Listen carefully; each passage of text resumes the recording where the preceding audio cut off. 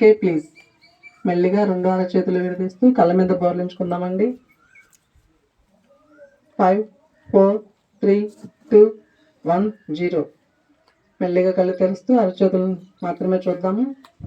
ఇంత అద్భుతమైనటువంటి ఈ ధ్యానానికి, ఈ ధ్యాన మార్గాన్ని మనకు అందించినటువంటి జగద్గురువు బ్రహ్మర్షి పితామహ పత్రి మహారాజుకి ఒకసారి గట్టిగా క్లాస్ చూద్దామండి. అసలు మాస్టర్స్కి, ప్రకృతి దేవతలకు ప్రతి ఆదివారం కూడా మనం ఎంతో అద్భుతంగా నిర్వర్తించుకున్నటువంటి ఈ ఆత్మీయ సత్సంగాలకి, ఈ గోశాల ప్రాంగణానికి మరి ఎంతో దూరాల నుంచి ఇచ్చేసి మనకి ఈ ఆత్మజ్ఞానాన్ని అందిస్తున్నటువంటి మహాన పావులకి, మాస్టర్స్కి thank you, thank you, thank you.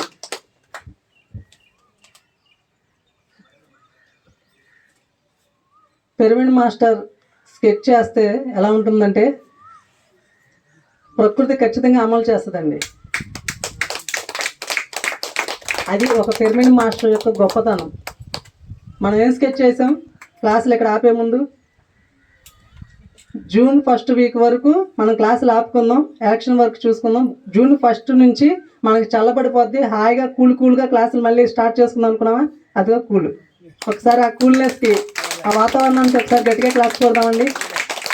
మొన్న ఎలా ఉంది, ఈరోజు ఎలా ఉంది వాతావరణం? ఆత్మజ్ఞానం యొక్క పవర్ అది. ఓకే అండి. మరి ఈరోజు మనకి ఆత్మజ్ఞానాన్ని అందించడానికి ఇచ్చేసారండి హైదరాబాద్ నుంచి మిట్టా మనోహర్ గారు. సార్కి ఒకసారి గట్టిగా క్లాప్స్ చూద్దామండి.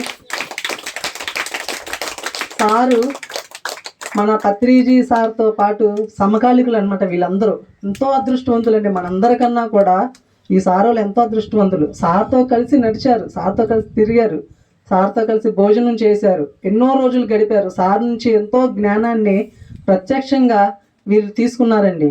తీసుకున్న ఆ జ్ఞానాన్ని ఈరోజు వీరు ఎలా బోధిస్తున్నారంటే, సార్ ఆ రోజు ఎలా తిరిగారంటే ఇల్లు విడిచిపెట్టి సార్ వాళ్ళు కూడా ఈరోజు అలాగే తిరుగుతున్నారు, మరో పత్రిజీల్లాగా. సారు తన ఇల్లు విడిచిపెట్టి బయటకు వచ్చి ధ్యాన ప్రచారం కోసం 21 days అయిందండి. ఈ రోజుతో 21 రోజుల నుంచి చెప్పిన చోట చెప్పకుండా క్లాసులు చెప్తూనే ఉన్నారు. లాస్ట్ క్లాస్ మన మచిలీపట్నం. రేపు వెళ్తున్నారు మళ్ళీ వాళ్ళ ఇంటికి, వాళ్ళ భార్య పిల్లల్ని చూసుకోవడానికి. అంటే ఆత్మజ్ఞానాన్ని 10 మందికి పంచాలనేటువంటి జిజ్ఞాస గురువు నుంచి ఎంత ప్రేరణ పొందితే వస్తుందండి. మనం కూడా అంతే శ్రద్ధగా మరి సార్ నుంచి ఆ జ్ఞానాన్ని మనందరం తీసుకుందాము. మరి ఎన్నో చోట్ల మనం ధ్యానం చేస్తున్నాము, పిరమిడ్లో ధ్యానం, ప్రకృతిలో ధ్యానము, ప్రతి ఇంట్లోనూ ధ్యానం అని. అలాగే మనకి తెలియని విషయం, చాలామందికి తెలిసిన విషయం ఏంటంటే మహానుభావుల సమాధుల వద్ద కూడా ధ్యానం చేయాలి. చేయడం ద్వారా ఆ మహానుభావుల యొక్క ఎనర్జీస్, వారి నుంచి సందేశాలు మనం తీసుకోగలుగుతాము. అలా సారు ఎంతోమంది యోగీశ్వరుల సమాధుల వద్దకి వెళ్ళి అక్కడ ధ్యానం చేసి వారు స్వయంగా ఇచ్చినటువంటి సందేశాల్ని ఒక పుస్తక రూపంలో కూడా ప్రచురించారు సార్. మరి అటువంటి అద్భుతమైనటువంటి మహాయోగుల యొక్క సందేశాలు సార్ యొక్క జ్ఞానం ద్వారా మనం తీసుకుందాం. Thank you, thank you sir.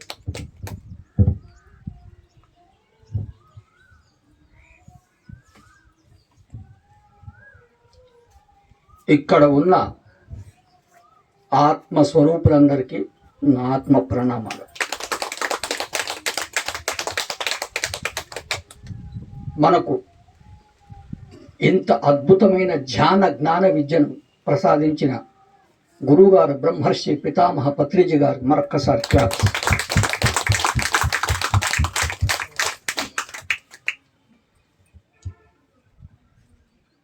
ఈరోజు ఈ బందర్లో గురుగారితో ధ్యానంతో నాకు అనుబంధం, ఆ జ్ఞానాలు అంతా మీకు పంచడానికి అవకాశం ఇచ్చిన బందర్ మాస్టర్స్కి నేను థ్యాంక్స్ చెప్తున్నాను.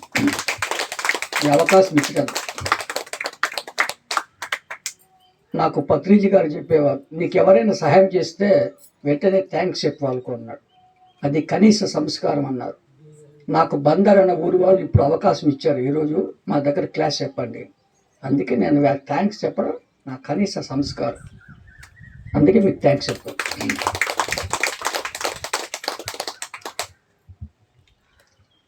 ఈరోజు 2వ క్లాస్ నాకు ఉదయం గుడివాడ అనే ఊళ్ళో చేశాను. ఉదయం గుడివాడ అక్కడ 1:30కి అయిపోయింది. అక్కడి నుంచి ఇక్కడికి వచ్చాను. 6 జిల్లాలు 21 రోజుల నుంచి 6 జిల్లాలు కంటిన్యూ చేస్తూ వస్తుంది. నిజామాబాద్ జిల్లా, కరీంనగర్ జిల్లా, అనంతపురం జిల్లా, చిత్తూరు జిల్లా, కృష్ణా జిల్లా ఈ పర్యటన నాది. చివరి మీదే బందర్.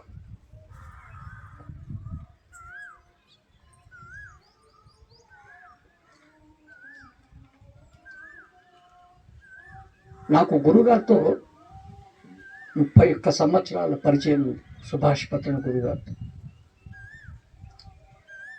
నేను ధ్యానంలో ప్రవేశించి 31 ఇయర్స్ అయింది.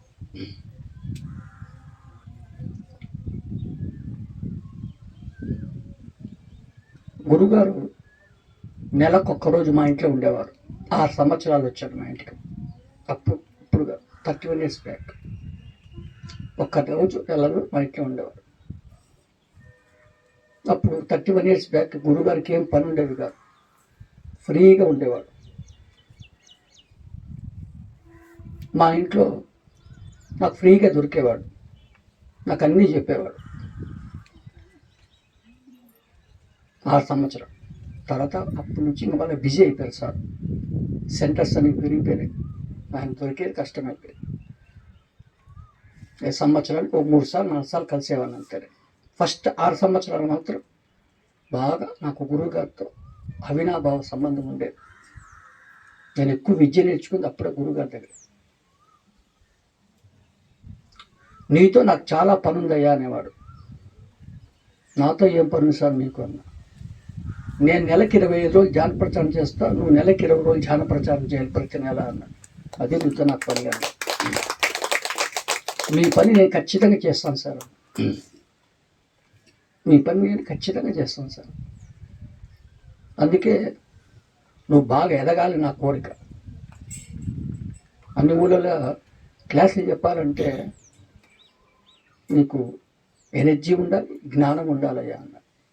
అప్పుడే అన్ని ఊళ్ళకి వెళ్ళి చెప్పచ్చు అన్నాడు. నా వెంట ఒక 4 ప్లేసులు తీసుకెళ్తా ధ్యానానికి. 3 గంటలు 4 గంటలు ఇద్దరు కూర్చుందాం ధ్యానంగా, నీకు 3 లాభాలు వస్తాయి అప్పుడు. ఓకే గురువుగారు. 6 ఏళ్ళు అలా తీసుకెళ్ళాడు గురువుగారు నన్ను 4 ప్లేసులకి. వెళ్ళి ఆయన వెంట ఫస్ట్ ఆయన నన్ను తీసుకెళ్ళింది పురాతన ప్రాచీన దేవాలయాలు. రెండవది అవధూతల యోగీశ్వర సమాధులు. మామూలు సమాధులు కాదు. మూడవది ప్రకృతి, నేచర్ లేక ఎక్కడ తీసుకెళ్ళాడు? కొండలు, గుట్టలు, లోయలు, గుహలు, నదీ తీరాలు, సముద్ర తీరాలు, కాలువ గట్లు, చెరువు గట్లు. ఒక్కొక్కసారి ఒక్కొక్క చోటు తీసుకెళ్ళాడు. దాన్ని ప్రకృతి అంటారు. అలా వెళ్ళామని గురుగారు అక్కడికి ప్రకృతిలో. చివరిది పిరమిడ్స్. ప్రపంచమే గుర్తించింది 7 గొప్ప వింతలు ఉన్నాయి, 7 వండర్స్ ఆఫ్ ద వరల్డ్. అందులో ఒకటే పిరమిడ్ అన్నారు. నేను ధ్యానంలోకి వచ్చినప్పుడు ఒక్కటే పిరమిడ్ అప్పుడు నాకు తెలిసింది, కర్నూలు. ఇప్పుడే రాము చెప్పాడు, అక్కడికన్నా ముందు ఉంది సార్ ఇక్కడ. థ్యాంక్స్ మచిలీపట్నం వాళ్ళు. నాకు తెలియదు, నాకు తెలిసి ఫస్ట్ పిరమిడ్ కర్నూలు. నేను అప్పుడు అక్కడికి వెళ్ళేవాడు. గురుగారు వాళ్ళ ఇల్లు అక్కడే ఉంది, గురుగారు కర్నూలు. అక్కడ కూర్చుంటే 3 లాభాలు వచ్చేది నాకు. ఫస్ట్ నేను పొందే లాభం, అతి త్వరగా ఆలోచన రహిత స్థితికి వెళ్ళేవాడిని. థాట్లెస్ స్టేజ్ అంటారు దాన్ని ఇంగ్లీష్లో. ధ్యానం అంటే ఏంటి అన్నాడు గురువుగారు. శ్వాస మీద ధ్యాస. తప్పు అన్నాడు. శ్వాస మీద ధ్యాస ధ్యానం కాదన్నాడు. ఇదేంటి గురుగారు, శ్వాస మీద ధ్యాస ధ్యానం కాదు. 2 గంటలకు వచ్చి బందర్ వాళ్ళు కుర్చీలో కూర్చుంటారు మధ్యాహ్నం, కళ్ళు మూసుకుంటారు వాళ్ళు. మా అబ్బాయి ఈవేళ రాత్రి హైదరాబాద్ పోవాలనుకుంటున్నాడు, బస్ స్టాండ్కి ఎన్ని గంటలకు పంపించాలి, నా భర్త హైదరాబాద్లో బయలుదేరినాడు అన్నాడు, బస్సు ఎక్కాడా లేదా, ఇలా ఆలోచించుకుంటూ కూర్చుంటారు వాళ్ళు అక్కడ ధ్యానం చేయలేదు ధ్యానం. వాళ్ళు అందరూ కళ్ళు మూసుకొని కూర్చున్నారు. అది ధ్యానం కాదు. మరి ధ్యానం అంటే శ్వాస మీద ధ్యాస ద్వారా ఆలోచన రహిత స్థితికి వెళ్ళిపోవాలి, థాట్లెస్ స్టేజ్. అది ధ్యానం అంటే. ఒక గంట కూర్చున్నప్పుడు ఒక 5 నిమిషాలు ఆలోచన రావచ్చు, తప్పని అని అనకూడదు. మొత్తం గంట అంతా ఆలోచనతో ఉంటే అది ధ్యానం కాదయ్యా అన్నాడు. ధ్యానం చేసేవాళ్ళు ఇది బాగా గుర్తుపెట్టుకోవాలన్నాడు. మరి నేను మా ఇంట్లో కూర్చుంటే ఒక గంటకు నాకు 55 నిమిషాల ఆలోచన వచ్చేది. ఒక గంటకు 5 నిమిషాలు నేను ఆలోచన రహిత స్థితికి వెళ్ళేవాడిని. ఈ గురువుగారు చెప్పిన 4 ప్లేసులకి వెళ్తే అక్కడ ధ్యానం చేస్తే ఒక గంటకు నాకు 5 నిమిషాల ఆలోచనలు వచ్చేది. 55 నిమిషాలు నేను ఆలోచన రహితకి వెళ్ళేవాడిని. ఉల్టా మా ఇంట్లో 55 నిమిషాలు వస్తాయి ఆలోచన, అక్కడ చేస్తే 5 నిమిషాలు వస్తాయి ఆలోచన. అది నాకు వచ్చే లాభం. అక్కడ ధ్యానం చేస్తే నేను పొందే లాభం. రెండవది, విశ్వమయ ప్రాణశక్తి ఎక్కువగా ఫ్లో అవుతుంది అక్కడ ధ్యానం చేస్తే, ప్రవేశిస్తుంది మనలో. మా ఇంట్లో చేస్తే అంతలాగా కాస్మిక్ ఎనర్జీ ప్రవేశించదు, కొద్దిగా ప్రవేశిస్తుంది. కానీ అక్కడ చేసినప్పుడు ఎంతో ఎక్కువగా కాస్మిక్ ఎనర్జీ ప్రవేశించేది. నేను పొందిన 2వ లాభం అది. 3వ లాభం, ఏ దేవాలయంకి వెళ్ళినా ఒక మూల విరాట్ ఉంటారంట.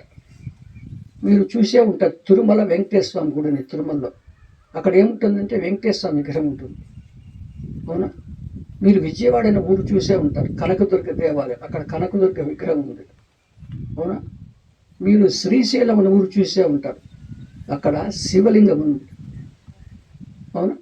అలా ఒక్కొక్క దేవాలయంలో ఒక్కొక్క మూల విరాట్ ఉంటారు. వాళ్ళంతా మనకు ధ్యానంలో ఉన్నప్పుడు జ్ఞానాన్ని ఇస్తారు, మెసేజ్లు ఇస్తారు. వాళ్ళు ఒక 3 గంటలు 4 గంటలు కూర్చోవాలి. 5 నిమిషాలు అయితే అవసరం లేదు అక్కడికి వెళ్ళడం. 3 అవర్స్ 4 అవర్స్ కూర్చోవాలి. అప్పుడు ఆ ఎనర్జీస్ మనకు కనెక్ట్ అవుతాయి. వారి నుంచి ఎంతో జ్ఞానం పొందవచ్చు. అది 3వ లాభం. అక్కడ యోగీశ్వరుల సమాధుల దగ్గర కూర్చుంటే వాళ్ళంతా జ్ఞానం ఇస్తారు, మెసేజ్లు ఇస్తారు వాళ్ళు. ఆ యోగీశ్వరు అవధూత, అది అక్కడ పొందిన 3వ లాభం. ప్రకృతిలో కూర్చుంటే ప్రకృతి ఇస్తుంది మెసేజ్, జ్ఞానాన్ని. పిరమిడ్లో కూర్చుంటే అక్కడ మెసేజ్ వస్తుంది, అంటే జ్ఞానం వస్తుంది. అది 3వ లాభం. అక్కడ ధ్యానం చేస్తే వచ్చే లాభాలు ఈ 3. ఎవరికైనా వస్తుంది, నాకు ఒక్కరికే కాదు. కానీ అందులో నేను కూడా పొందానని చెప్తున్నా. అందుకే ఎప్పుడు వీలే తప్పుడు ఆ 4 ప్లేస్లకు వెళ్ళి ధ్యానం చేసుకుంటూ ఉండాలి. ఏది అవకాశం ఉంటుంది ఏదైనా సరే, కానీ ఆపకూడదు. ఎప్పటి వరకు? ఈ శరీరం చచ్చేంత వరకు. ఎప్పుడు చచ్చిపోతే తిరిగేసేది, అప్పటి వరకు ఆపకూడదు. గురువుగారి శరీరం చచ్చిపోయింది, నాకు అవసరం లేదు ఆయన శరీరం, అవసరం లేదు. ఆయన చెప్పిన పని నేను చేయాలంటే, అదే నా గురువుగారు చెప్పింది. నేను అలా వెళ్ళినప్పుడు నాకు ఎన్నో మెసేజ్లు వచ్చాయి, జ్ఞానం వచ్చింది. అదే ఇప్పుడు మీకు సబ్జెక్ట్ చెప్పేది. నేను ఇది ఏ పుస్తకంలో చదవలే, నేను ఎవరి దగ్గర వినలే, ఒక ధ్యానంలోనే వచ్చింది నాకు జ్ఞానం. అందుకే సుభాష్ పత్రి గారు చెప్పేవారు, నాకు ధ్యానం వల్లనే జ్ఞానం అయ్యాను. కళ్ళు మూసుకొని కూర్చుంటే చాలు మనకు జ్ఞానం వస్తుంది. ఋషులు చేసింది అదేనయ్యా అన్నాడు.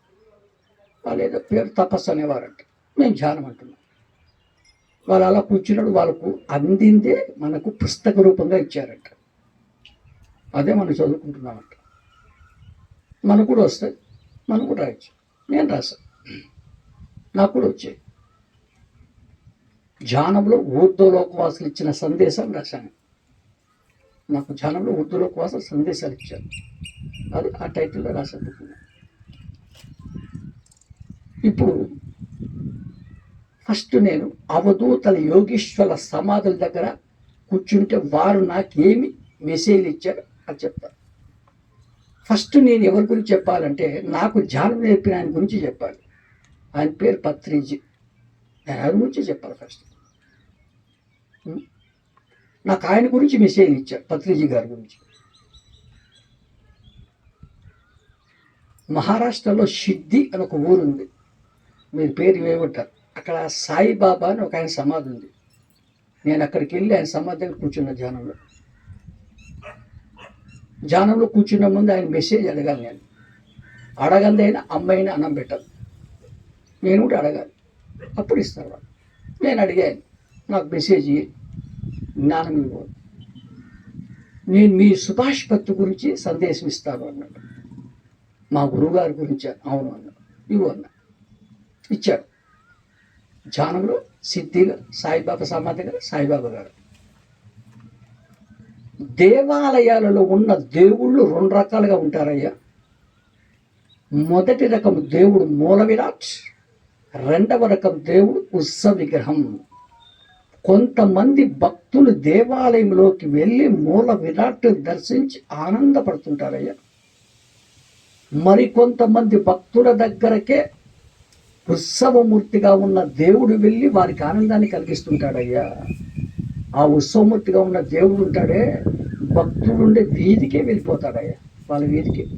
లేదంటే ఒక్కొక్క టైంలో భక్తుడు ఇంటికే పోతాడు, పోయి ఆనందాన్ని కలిగిస్తుంటాడు. ఇలా ఉంటారు దేవాలయాలు ఉండే దేవుళ్ళు 2 రకాలు. ఒకరు మూల విరాట్ అంట, ఇంకొకరు ఉత్సవ విగ్రహం. నీకు కూడా 2 రకాల సద్గురులు ఉంటారయ్యా అన్నాడు. నాకు 2 రకాల సద్గురులు ఉంటారు. మొదటి రకం సద్గురువు తాను ఉన్న ప్రదేశంలో మాత్రమే ఉంటూ వేరెక్కడికి వెళ్ళక తన దగ్గరకు వచ్చిన వారికి మాత్రమే ధ్యాన జ్ఞానాలు బోధిస్తూ ఆనందాన్ని కలిగిస్తుంటారట. రెండవ రకం సద్గురువు శిష్యుల దగ్గరకు తానే వెళ్ళి తనకు తెలిసిన ధ్యాన జ్ఞానాలు వారికి బోధిస్తూ వారికి ఆనందాన్ని కలిగిస్తుంటారంట. ఆ మొదటి రకం సద్గురుకు ఉదాహరణ నేనే. నన్ను సాయిబాబా అని పిలుస్తారు, అలాగే రమణ మహర్షి కూడా. ఇక రెండవ రకం సద్గురుకు ఉదాహరణ నీ గురు సుభాష్ పత్రే. నేను రమణ మహర్షి మూల విరాట్లో నీ సుభాష్ పత్రి ఉత్సవికమయ్యా అన్నాడు. ఎందుకు మా గురుగారిని అలా పోల్చావని అడిగాను ధ్యానంలో సాయిబాబా గారు. అప్పుడు చెప్పాడు ఆయన, అయ్యా నేను భూమి మీద శరీరంతో ఉన్నప్పుడు ఎక్కడికి వెళ్ళేవాడిని కాదయ్యా, కేవలం శక్తిలో మాత్రమే ఉండేవాడిని. నాలాగే ఆ రమణ మహర్షి కూడా శరీరంతో భూమి మీద ఉన్నప్పుడు ఎక్కడికి వెళ్ళేవాడు కాదు, ఒక్క తిరువన్నామలలో ఉండేవాడు. దాన్ని అరుణాచలం కూడా పిలుస్తారంట. మేము ఎక్కడికి వెళ్ళేవాళ్ళం కాదు. ఎవరైతే మా దగ్గరకు వస్తారో వారికి మాత్రమే మేము ధ్యానం చేసుకోండి, జ్ఞానం తెలుసుకొని చెప్పేవాళ్ళం. మేము ఎక్కడికి కదిలే వాళ్ళం కాదు కదా. అందుకే మూల విరాట్ లాంటి వాళ్ళు మేమిద్దరం చెప్పాను. మరి మీ గురు సుభాష్ పత్రిని గమనించు అన్నాడు. నేను గమనించాను. నెలకు 30 రోజులైతే 25 రోజులు ఈ సుభాష్ పత్రి గారు గ్రామాలు, పట్టణాలు, నగరాలు, జిల్లాలు, రాష్ట్రాలు, ఒకరున్నా 100 మంది ఉన్నా 10 నిమిషాలైనా 3 రోజులైనా అక్కడ ధ్యానం గురించి చెప్పి, జ్ఞానం గురించి చెప్పి, ధ్యానం చేయిస్తూ ఆనందాన్ని కలిగించేవాడు. అందుకే మీ గురు ఉత్సవ విగ్రహం పోల్చానయ్యా అన్నాడు. కరెక్ట్, మా గురు సుభాష్ పత్రి ఉత్సవ విగ్రహం ఒప్పుకుంటున్నాను. అలా సాయిబాబా అనే మాస్టర్ సమాధి దగ్గర సిద్ధులు ఈ గురువుగారు నుంచి మెసేజ్ ఇచ్చారు. మా ఇంటికి వచ్చినప్పుడు చెప్పారు గురువుగారు, మిఠా మనోహర్, 2 గ్రేట్ మాస్టర్స్ నేను ఫిజికల్గా కలిశాను, వాళ్ళు చాలా గొప్పవాళ్ళయ్యా అన్నారు. ఎవరు సార్ వాళ్ళిద్దరు, వాళ్ళ పేర్లు ఏంటని అడిగాను. ఒక ఆయన పేరు సదానంద యోగి అని పిలుస్తారయ్యా, ఇంకొక ఆయన పేరు అవధూత కాశిరెడ్డి నాయన అని పిలుస్తారయ్యా అన్న. వాళ్ళిద్దరు చాలా గొప్పవాళ్ళు, నేను ఫిజికల్గా వారితో కలిశాను అన్నాడు. నాకు కొంచెం 2 ఆయన గురించి వివరంగా చెప్తారా అని అడిగాను నేను. అవధూత కాశిరెడ్డి నాయన గురించి అడుగుతున్నావు కదా అన్నాడు. అవును అన్నా. ఆయన భూమి మీద శరీరంతో ఉన్నప్పుడు ఒకే టైంలో 5 చోట్ల కనిపించేవాడు. సేమ్ టైంలో. ఇప్పుడు బందర్ అనే ఊళ్ళో కనిపిస్తుంటాడు. సేమ్ టైం మా హైదరాబాద్ అనే ఊళ్ళో కనిపిస్తుంటాడు ఇదే టైంలో. సేమ్ టైం విజయవాడ అనే ఊళ్ళో కనిపిస్తుంటాడు ఆయన. సేమ్ టైం బెంగళూరు అనే ఊళ్ళో కనిపిస్తుంటాడు. సేమ్ టైం చెన్నైలో కనిపిస్తుంటాడు ఒకే టైం ఆయన. అవధూత కాసరెడ్డి నాయక్. పాడుపడిన దేవాలయాలు ఎక్కడ ఉంటే ఈయన వెళ్ళి అవన్నీ జీర్ణోద్ధరణ చేయించేవాడు. ఇంతకుముందే చెప్పాను, ఈ పిరమిడ్ సొసైటీ ఫస్ట్ పిరమిడ్ కట్టింది కర్నూలు 1991లో స్టార్ట్ చేశాం. 1992లో ప్రారంభోత్సవం చేశాం. ఈ పిరమిడ్ నిర్మాణం జరిగే టైంలో ఆ కాసిరెడ్డి నాయన గారు కర్నూలులో వచ్చి గురువు గారికి డబ్బులు ఇచ్చాడు. ఈ డబ్బులు నీ పిరమిడ్ ఉపయోగించుకో, నిర్మాణానికి డబ్బులు ఇచ్చాడు ఏమన్నా ఆయన. ఆయన డబ్బులు కొన్ని ఉన్నాయి. ఈ పిరమిడ్ కన్స్ట్రక్షన్లో ఉన్నాడు.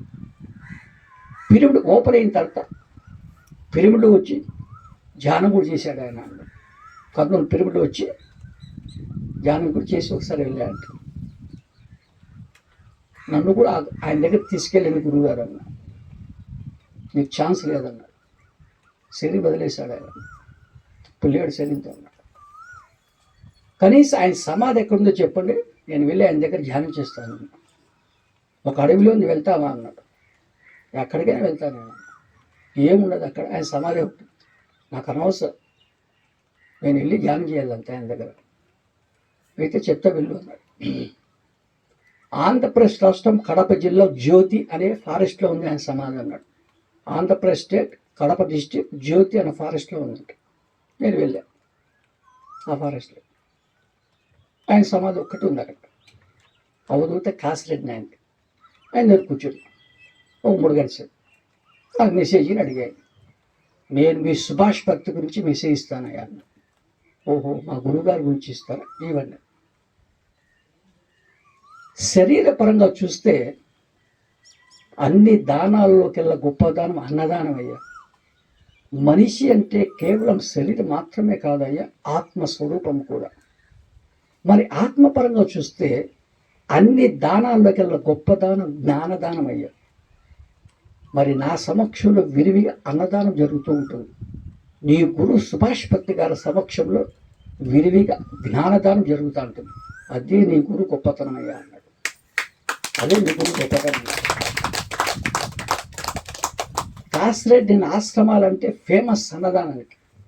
అక్కడికి వెళ్తానే అక్కడ ఉన్న కార్యకర్తలు ఇలా మైక్ తీసుకొని, ఇక్కడ వచ్చిన వారు అన్నం తినకుండా ఎవ్వరు వెళ్ళకూడదు, అన్నం తినే వెళ్ళాలి ఇక్కడి నుంచి అంటారు. అంత అన్నదానం జరుగుతుంటుంది. ఒక పప్పు, ఒక పచ్చడి, ఒక రసం, మజ్జిగ అన్నీ వేస్తారు. భలే ఉంటుంది. ఈ సుభాష్ పత్రి దగ్గరికి వెళ్తే ఈయన అద్భుతమైన జ్ఞానాన్ని ఇచ్చేవాడు. అదే మీ గురువు గొప్పతనం అన్నాడు. మరి కాసిరెడ్డి నాయన గారికి, సుభాష్ పత్రి గారికి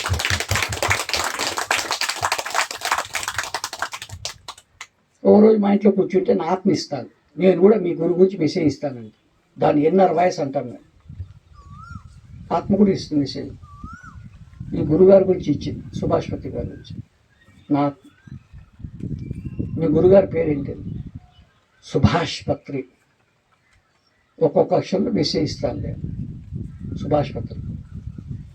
ఆయన పేరులో తెలుగులో మొదటి అక్షరం సు అంట, రెండవ అక్షరం బా అంట, మూడవ అక్షరం ష్ అంట, మళ్ళీ బా అంట, చివరి అక్షరం 3 అంట. అదంట ఆయన పేరు. ఒక్కొక్క అక్షరం మెసేజ్ ఇచ్చాడు, నాకు ఇచ్చింది. ఫస్ట్ అక్షరం సు. సుమధురంగా పలుకులు పలికేవాడే ఆ సుభాష్ పత్రి అని చెప్పింది. సుమధురంగా పలుకులు పలికేవాడు ఆ సుభాష్ పత్రి. రెండవ అక్షరం భా. భామల వెంట పడద్దని చెప్పేవాడే సుభాష్ పత్రి. మూడవ అక్షరం ష్.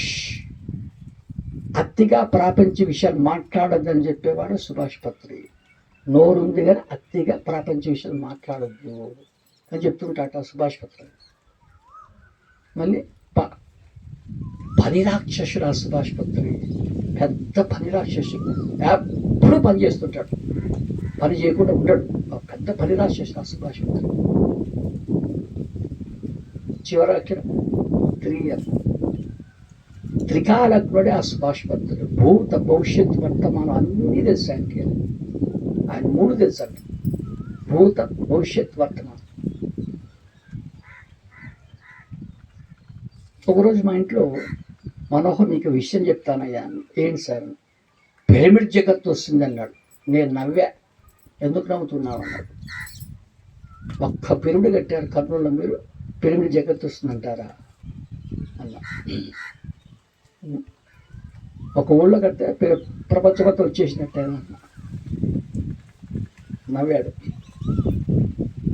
92లో ఓపెన్ చేశాను. నేను అప్పుడు ఇంకా జాండేకి రాలే. నేను 93లో వచ్చా. 96 సంవత్సరం వరకు ఎక్కడా పిరమిడ్ కట్టలే. చూస్తున్నాను నేను. 96 సంవత్సరంలో ఉరవకొండ అనంతపురం జిల్లాలో కట్టాను, ఓపెన్ చేశాను. నేను వెళ్ళాను. గురుగారికి ఇష్టమైన పేరు పెట్టాడు, లోక్ సంగ్రంప పిరమిడ్. దాని పేరు ఆయన చాలా ఇష్టం, లోక్ సంగ్రంప అంటే. అందుకే ఆ పేరు పెట్టాడు. ఫస్ట్ పిరమిడ్ పేరు బుద్ధా పిరమిడ్ కర్నూలు. 3 సంవత్సరాలు వెయిట్ చేశాడు, ఎక్కడ కట్టలే. 1999 కృష్ణా జిల్లా విజయవాడ అనే ఊళ్ళో కట్టాడు జక్కా రావరావర్ అని. కనకదుర్గ పిరమిడ్ మాచవరం, అదే 3వ పిరమిడ్. 99 ఆఖరికి ఉన్నది 3 కర్నూలు, ఉరవకొండ, విజయవాడ. అవునా? 2023 ఆఖరికి కొన్ని వేల పిరమిడ్లు ఉన్నాయి. మరొక 10 సంవత్సరాలు కొన్ని లక్షల పిరమిడ్లు వస్తాయి. 2034కి, 2024 ఇది 2034. ఒక రాష్ట్రం కాదు, ఒక జిల్లా కాదు, ప్రపంచంలో అన్ని దేశాల్లో కూడా కడుతున్నారు ఇప్పుడు పిరమిడ్. అవునా? మరి ఆయన చెప్పింది కరెక్టే కదా. అంటే ఆయనకు భవిష్యత్తు తెలుసు, నాకేం తెలుసు భవిష్యత్తు. అవునా కదా? అది ఆ పత్రిజీ గారి గొప్పతనం.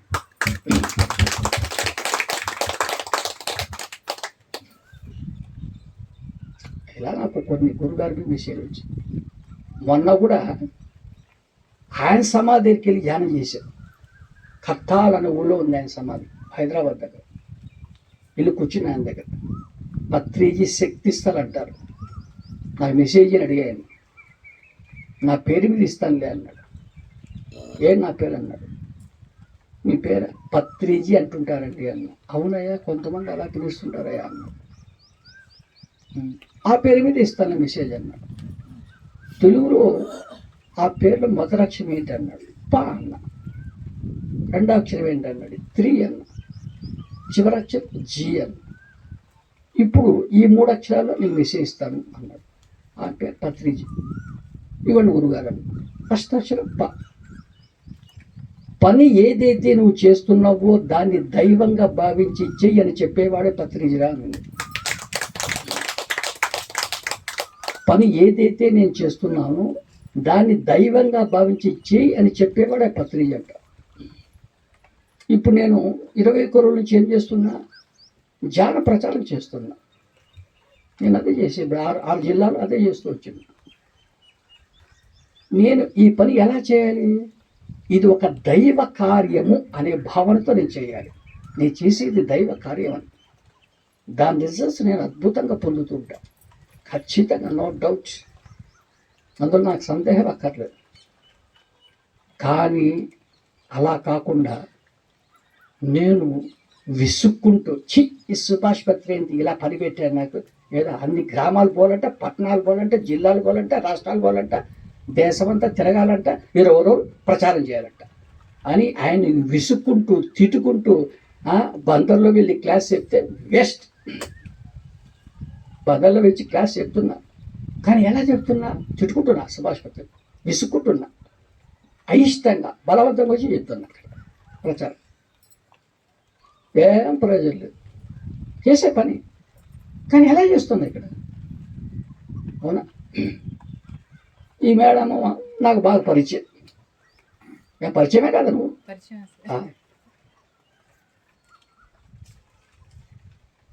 వాళ్ళ ఇంటికి వెళ్తా.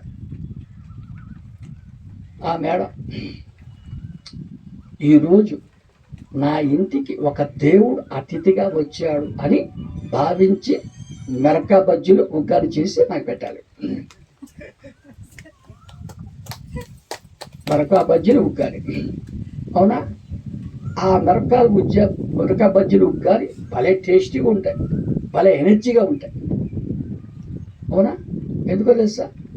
అతిథి దేవో భవ అనే భావంతో నాకు వంట చేసి వడ్డిస్తాను.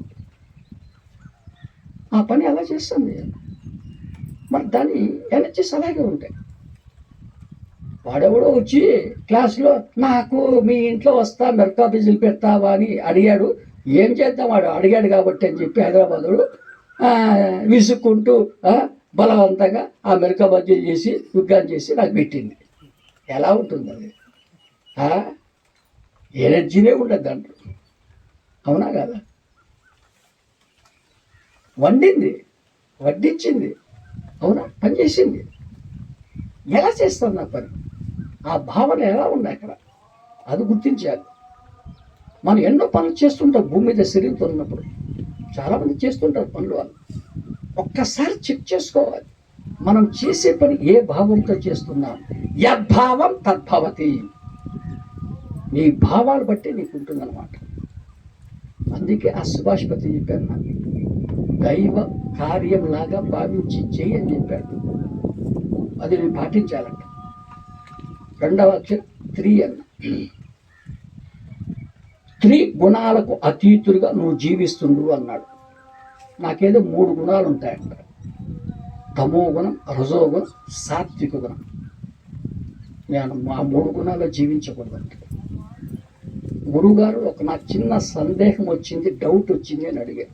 ఆ సమాధిలో ఉన్నాను పత్రిజీ గారు. ఏమొచ్చిందిరా నీకు డౌట్ అన్నాడు. నాకు తమో గుణం తప్పని తెలుసు, రజోగుణం కూడా తప్పని తెలుసు, సత్వగుణం తప్పు అని నాకెందుకు అర్థం కావడం లేదు సార్. సాత్విక గుణం ఎలా తప్పు అవుతుంది అన్నాను. అది కూడా వద్దన్నారే. అక్కడ నాకు డౌట్ అన్నా. దీనికి నీకు క్లారిఫికేషన్ ఇస్తానులే, అప్పుడు నీకు అర్థమవుతుంది అన్నాడు. ఇచ్చాడు. అప్పుడు నాకు అర్థమైపోయింది కరెక్ట్ అని. ఎందుకంటే నా మట్టిబుర్ర, ఆయన పాదరసం. ఇప్పుడు నేను మీ అందరితో చెప్తా నా నోటితో. నేను అంటే మిట్టా మనోహర్ని హైదరాబాద్ మా ఊళ్ళో ఏప్రిల్ నెలలో 1000 మందికి అన్నం పెట్టానని చెప్తాను. అంటే అన్నదానం చేశాను అని చెప్తాను మీతో. నేను మిట్టా మనోహర్ని మా ఊరు హైదరాబాద్లో మే నెలలో 1000 మందికి బట్టలు ఇచ్చానని చెప్తాను. వస్త్రదానం చేశానని చెప్తాను మీతో. అన్నదానం చేయడం తప్పు పని కాదు, మంచి పని. వస్త్రదానం చేయడం తప్పు పని కాదు, మంచి పని. నేను చేసేది మంచి పనులే, అక్కడ చెడ్డ పనులు కాదు అవి. కానీ ఏం చెప్తున్నా మీతో, నేను మిట్టా మనోహరి చేశా అంటున్నా. అబ్బా ఎంత అహంకారం నాకు. వస్త్రదానం చేస్తే నీకు అహంకారం ఉండాలా, అన్నదానం చేస్తే అహంకారం ఉండాలా? ఎందుకని నీకు అహంకారం? తప్పు. ఆ అహంకారం నీకు ఉండకూడదు, అది కరెక్ట్ కాదు. ఒక ఫార్ములా ఉందంట. ఏంటి ఆ ఫార్ములా? మన పుణ్యాలే మన భోగాలు, మన పాపాలే మన రోగాలు. అది ఫార్ములా అంట. మన పుణ్యాలే మన భోగాలు. ఇప్పుడు నేను చేసింది ఈ 2 పుణ్య కార్యక్రమాలు. ఏది? అన్నదానం, వస్త్రదానం. దాని రిజల్ట్ ఏంటి? భోగాలు. అంటే నేను వచ్చే జన్మలో ఆ భోగాలు అనుభవించడం, మళ్ళా పుట్టాలి ఈ భూమి మీద. తప్పదు, పుట్టాల్సిందే. ఎందుకంటే చేసే కదా. 1000 మందికి అన్నం పెట్టా. వచ్చే జన్మలో వరి పంట పండే 1000 ఎకరాల భూస్వామిగా నేనుంటూ ఆ భోగాలు అనుభవించాను. తప్పదు, నాకు అనుభవించాల్సిందే. నేను 1000 మందికి బట్టలు పెట్టాను కదా. వచ్చే జన్మలో నాకు 5 పెద్ద బట్టల మిల్లు ఓనర్గా నేను పుడతాను. పెద్ద బట్టల మిల్లు ఉంటాయి నాకు 5. ఆ ఓనర్గా భోగాలు అనుభవిస్తుండాలి నేను. తప్పదు. ఇప్పటికే 500 జన్మలు పుట్టావు, ఆ భోగాలు అనుభవించడం మళ్ళా పుడతావు ఈ భూమి మీద. ఏ ఎందుకురా మళ్ళా జన్మ నీకు? చాలా ఇప్పటికే 500 జన్మలు ఆ భోగాలు అనుభవించి మళ్ళా పుడతావా? వద్దు. మరి కొంచెం వివరంగా చెప్పాను నేను. నీకు ఎవరు ఇష్టం అన్నాడు. నాకు సుభాష్ పత్రి ఇష్టం సార్ అన్న. ఆ మచిలీపట్నంకి ఎవరు ఇష్టం? వాళ్ళకా సిద్ధి సాయిబాబా అంటే ఇష్టం సార్.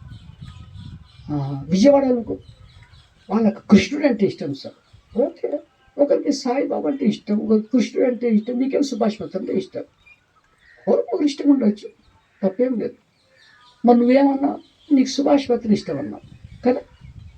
సుభాష్ పత్రి ఈ శరీరంతో 1000 మందికి అన్నదానం చేశాడు చెప్పు. సుభాష్ పత్రి ఈ శరీరంతో 1000 మంది వస్త్రదానం చేశాను చెప్పు. నాకు అహంకారం రాదు, నేను చేయలే ఆ పని. మరో సుభాష్ పత్రి చేశాడు ఈ శరీరంతో. నాకు ఎలా వస్తుంది అహంకారం? ఆ సుభాష్ పత్రి ఈ శరీరంతో అన్నదానం చేయించాడు. పుణ్యం నా ఖాతాలో రాదు, సుభాష్ పత్రి ఖాతాలో పడుతుంది, నా ఖాతాలో పడుతుంది.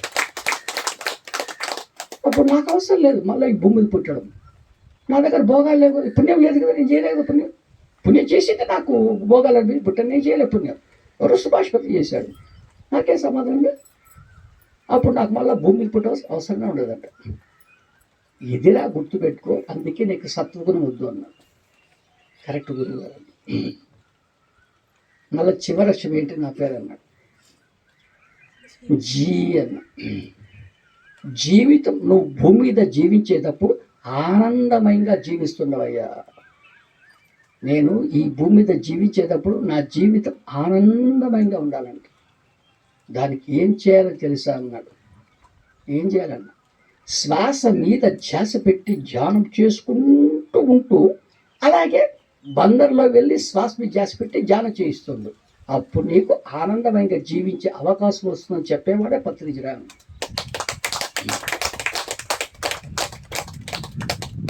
నేను శ్వాస మీద ధ్యాస పెట్టి ధ్యానం చేసుకుంటూ ఉండాలంట.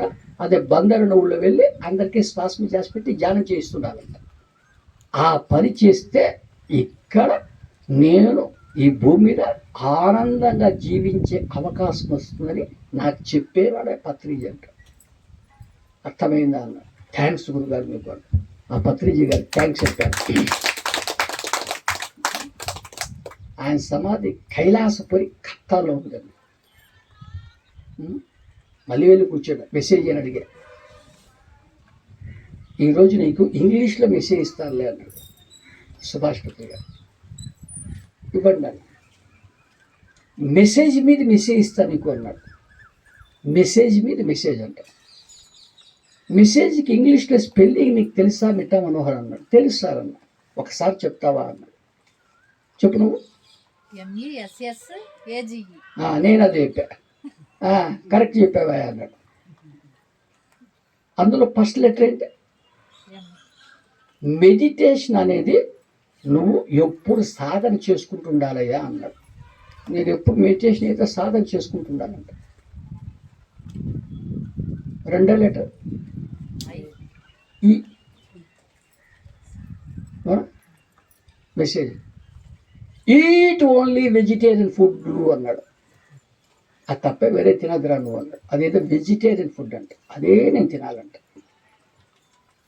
మళ్ళీ లెటర్ ఎస్, సింప్లిసిటీ మెయింటైన్ చేసుకుంటూ జీవిస్తుండు అన్నాడు. పెద్ద ఆర్భాటాలు అక్కర్లేదు నీకు అన్నాడు. అలా జీవిస్తే చాలే అన్నాడు. మళ్ళీ yes, spiritual life physical life రెండు జీవిస్తుండాలి నువ్వు. పూర్తి స్పిరిచువల్ లైఫ్ జీవించవద్దు, పూర్తి ఫిజికల్ లైఫ్ కూడా జీవించవద్దు అన్నాడు. గుర్తుపెట్టుకోవాలి. అది ఇది రెండు జీవించాలి. ఎక్కడ నువ్వు లాగ్ అయిపోద్దు. ఓన్లీ ఫిజికల్ లైఫ్ అన్నా తప్పే, ఓన్లీ ఫిజికల్ స్పిరిచువల్ లైఫ్ అన్నా తప్పే. గుర్తుపెట్టుకో అన్నాడు. అలాగే గురువు గారు. నెక్స్ట్, అవేర్నెస్తో ఎవరి సెకండ్ జీవిస్తుండు అన్నాడు. అవేర్నెస్, ఎరుక, ఎప్పుడు ఎరుకలో ఉండాలంట. అదే జీవించే విధానం నీకు అన్నాడు. Next, God is your self అన్నాడు. నువ్వేరా దేవుడు అన్నాడు. నేనే అంటే దేవుడు ఇంతవరకు నాకు తెలియదు. ఆయన చెప్తే తెలిసి నేనే దేవుడు అని. దేవుడు ఎక్కడ వెతికేవాడే దేవుడు అన్నాడు. ఎవరు ఎదుగుతే వాడే దేవుడు. మనకు తెలియదు మన దేవుడు అని. ఆఖరట ఎనర్జెటిక్గా ఎప్పుడు నువ్వు ఉండాలి అన్నాడు. ఎనర్జీ అంటే శక్తి. ఎందుకు సార్ అన్న, హైదరాబాద్ నుంచి బందర్లో వెళ్ళి క్లాస్ చెప్పాలంటే నీకు ఎనర్జీ ఉండాలి కదా అన్నాడు. లేకపోతే చెప్పలేవు కదా అన్నాడు. కరెక్ట్ సార్ అన్న. ఎలా వస్తుంది గురుగారు ఎనర్జీ అన్న? కళ్ళు మూసుకొని ధ్యానం చేసి వస్తుంది అన్నాడు. కళ్ళు మూసుకొని ధ్యానం చేస్తే వస్తుంది శక్తి. అంత గొప్పది ధ్యానం. ఆ ధ్యానం చేయమని చెప్పిన పత్రిజీ గారు థ్యాంక్స్ చెప్పారు. ధ్యానం చేస్తాను సార్. మళ్ళీ వెళ్ళి కూర్చున్నా, మెసేజీని అడిగా, ఈరోజు నీకు మెరాకిల్ మీద మెసేజ్ ఇస్తానయ్యా. మెరాకిల్, దాన్ని తెలుగులో అద్భుతం అని పిలుస్తారు. ఏంటి స్పెల్లింగ్ రా మెరాకిల్కి అని అడిగాను. ఏంటి స్పెల్లింగ్? MICLE. నేను అది చెప్పాను, కరెక్ట్ చెప్పాను అన్నాడు. అందులో ఫస్ట్ లెటర్ మెడిటేషన్ నువ్వు 5 నిమిషాలు 10 నిమిషాలు కాదు రోజు చేయవలసింది. ధ్యానం చేస్తున్నామండి ఎంతసేపు? 10 నిమిషాలు. అబ్బా 10 నిమిషాలు చేస్తున్నారా మీరు ధ్యానం? గ్రేట్ కదా. 10 నిమిషాలు చేస్తున్నారట ధ్యానం 24 గంటలకి. అదే ఆ ధ్యానం అంటే. గంటలు కూర్చోవాలి ధ్యానంలో. నా పెళ్ళాం తిడుతుంది సార్ అన్న, పొలానికి వెళ్ళకోకుండా ఫ్రూట్ షాప్కి వెళ్ళకోకుండా ధ్యానం చేసుకుంటే తిట్టుంది సార్ నా పెళ్ళామన్నా. అవునా పిచ్చోడా, ఒక విషయం చెప్తా గుర్తుపెట్టుకోన్నాడు. ఏంటి సార్? పగలు ప్రాపంచికం, రాత్రి ఆధ్యాత్మికరా అన్నాడు. పగలు ప్రాపంచికురా, కొట్లో కూర్చొని వ్యాపారం చేయాలి, పొలంలో వెళ్ళి వ్యవసాయం చేయాలి, హైదరాబాద్లో ఆఫీస్కి వెళ్ళి ఉద్యోగం చేయాలి పగలంతా. రాత్రి 11 అయితే కళ్ళు మూసుకొని ధ్యానంలో కూర్చో, తెల్లారు 5 వరకు. మీ పిల్లం ఏమన్నాడు? పొలంకి వెళ్ళొచ్చావు కదా, పుట్టుకెళ్ళాం కదా, ఉద్యోగానికి వెళ్ళాం కదా, ఏమంటారు పిల్లం? ఏముందంట సార్ 11 నుంచి 5 వరకు అంటే పొద్దునే నేను మళ్ళీ మచిలీపట్నం గుడి వాళ్ళ క్లాస్ చేయాలంటే ఎట్లా సార్? నిద్ర లేకపోతే అన్న. నిద్రపోలే కదా అన్న. పిచ్చోడా, నీకు ధ్యానం గొప్పతనమే తెలియదురా? ఒకసారి చెప్తా మీరు అన్న. నాకు తెలియదు గురుగారు చెప్పండి. 1 గంట సరి అయిన ధ్యానం చేస్తే నీవు 6 గంటల గాఢ నిద్రతో సమానం అవుతుందిరా అన్న. 1 hour perfect meditation is equal to 6 hours deep sleep అంట. పర్ఫెక్ట్ మెడిటేషన్ అంటే ఇప్పుడే చెప్పారు, శ్వాస మీద ధ్యాస ద్వారా ఆలోచన రహిత స్థితిలో ఉండడం. అది పర్ఫెక్ట్ మెడిటేషన్. ఆలోచనతో ఉండేది కాదు. అలా చేస్తే 1 గంట 6 గంటల గాఢ నిద్రతో సమానం అవుతుంది. నిద్ర కాదు, గాఢ నిద్ర, డీప్ స్లీప్. కొంతమంది నేను ఇవాళ గాఢ నిద్రపోయిన అంటారు. అప్పుడు నువ్వు ఎన్ని గంటలు ధ్యానం చేసావు కదా? 11 నుంచి 5, 6 గంటలు, 36 గంటల గాఢ నిద్రపోయినావు అన్నాడు. 36 hours పడుకున్నాను. నేను హైదరాబాద్ ఒక డాక్టర్ దగ్గరికి వెళ్ళి అడిగా, నేను ఆరోగ్యంగా ఉండాలంటే రోజుకి ఎన్ని గంటలు పడుకోవాలని అడిగాను. నేను మిగతా మనోహర్ గారు ఒక 7 గంటలు పడుకుంటే చాలు మీరు ఆరోగ్యంగా ఉంటారు. నేను 36 గంటలు పడుకుంటున్నా రాత్రి. చాలా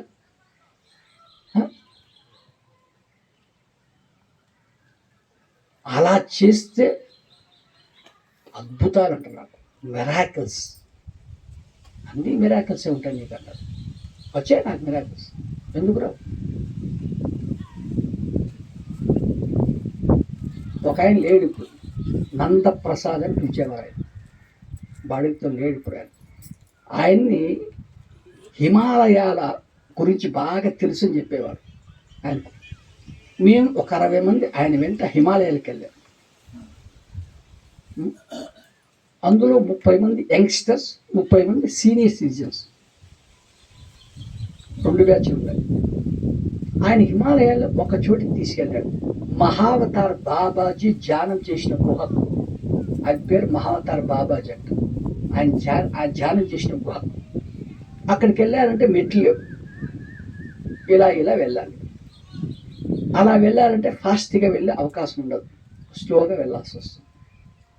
ఈ యంగ్స్టర్స్ ఏమన్నారు, ఒక 30 మంది, మాకు అవకాశం ఇస్తే మేము ఫాస్ట్గా వెళ్ళిపోతాం అక్కడికి.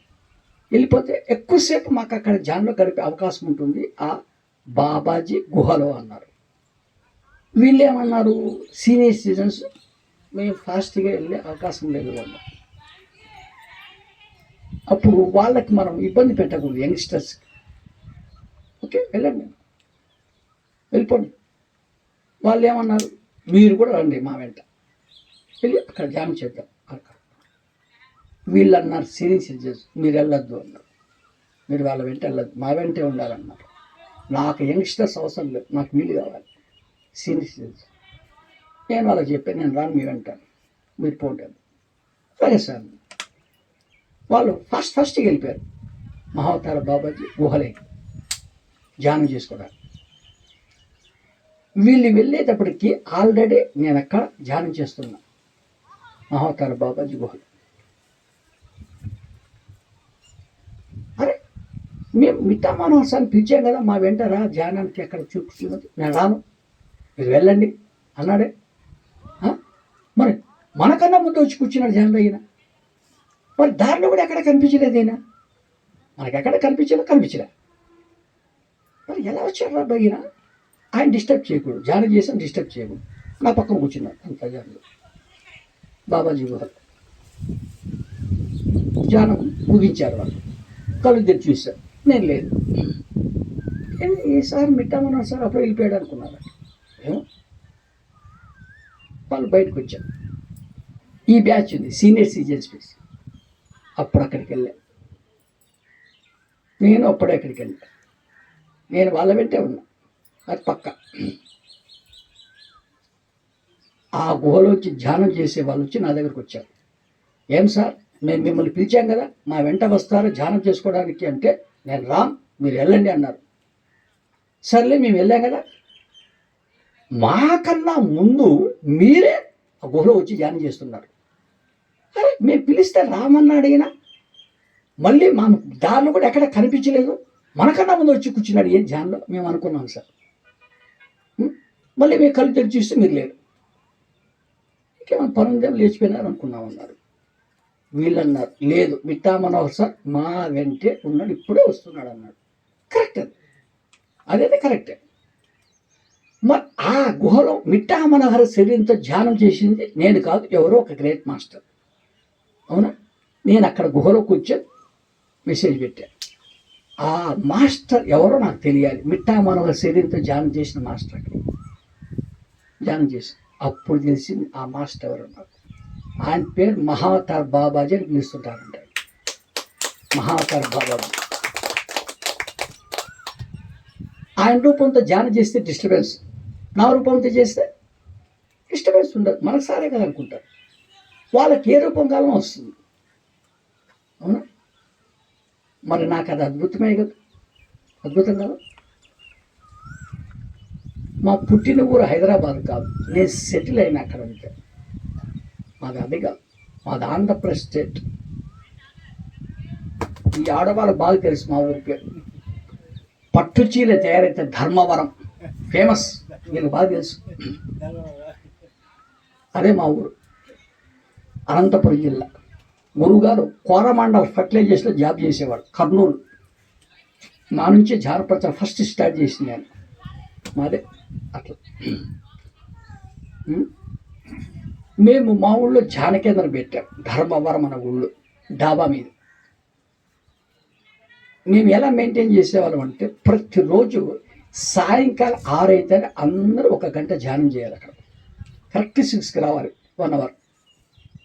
7 అయితేనే బ్రేక్ చెప్తాం. ఒక్కొక్క రోజు ఒక్కొక్క మాస్టర్ జ్ఞానం చెప్పాలి, ఒక్కొక్కరోజు ఒక మాస్టర్. 8 క్లోజ్. అది మేము పెట్టిన సిస్టమ్. మీరు బాగా గుర్తుపెట్టుకోవాలి. నెక్స్ట్ మంత్, ఈ మంత్ను జూన్ అంటారు, నెక్స్ట్ మంత్ జూలై అంటారు. జూలై 21వ తేదీ ఆదివారం గురు పౌర్ణిమ, బాగా గుర్తుపెట్టుకోండి. జూలై 21 ఆదివారం గురు పౌర్ణిమ. ఈ గుడివాడ దగ్గర జమీ గొల్వేపల్లి అనే ఊళ్ళో పిరమిడ్ కట్టాం. అది ఆ రోజే నేను ఓపెన్ చేయించా 13 సంవత్సరాల క్రితం. నేను ఆ రోజు వస్తున్నా. ఆ రోజు అక్కడ వార్షికోత్సవం చేస్తున్నాం మేము.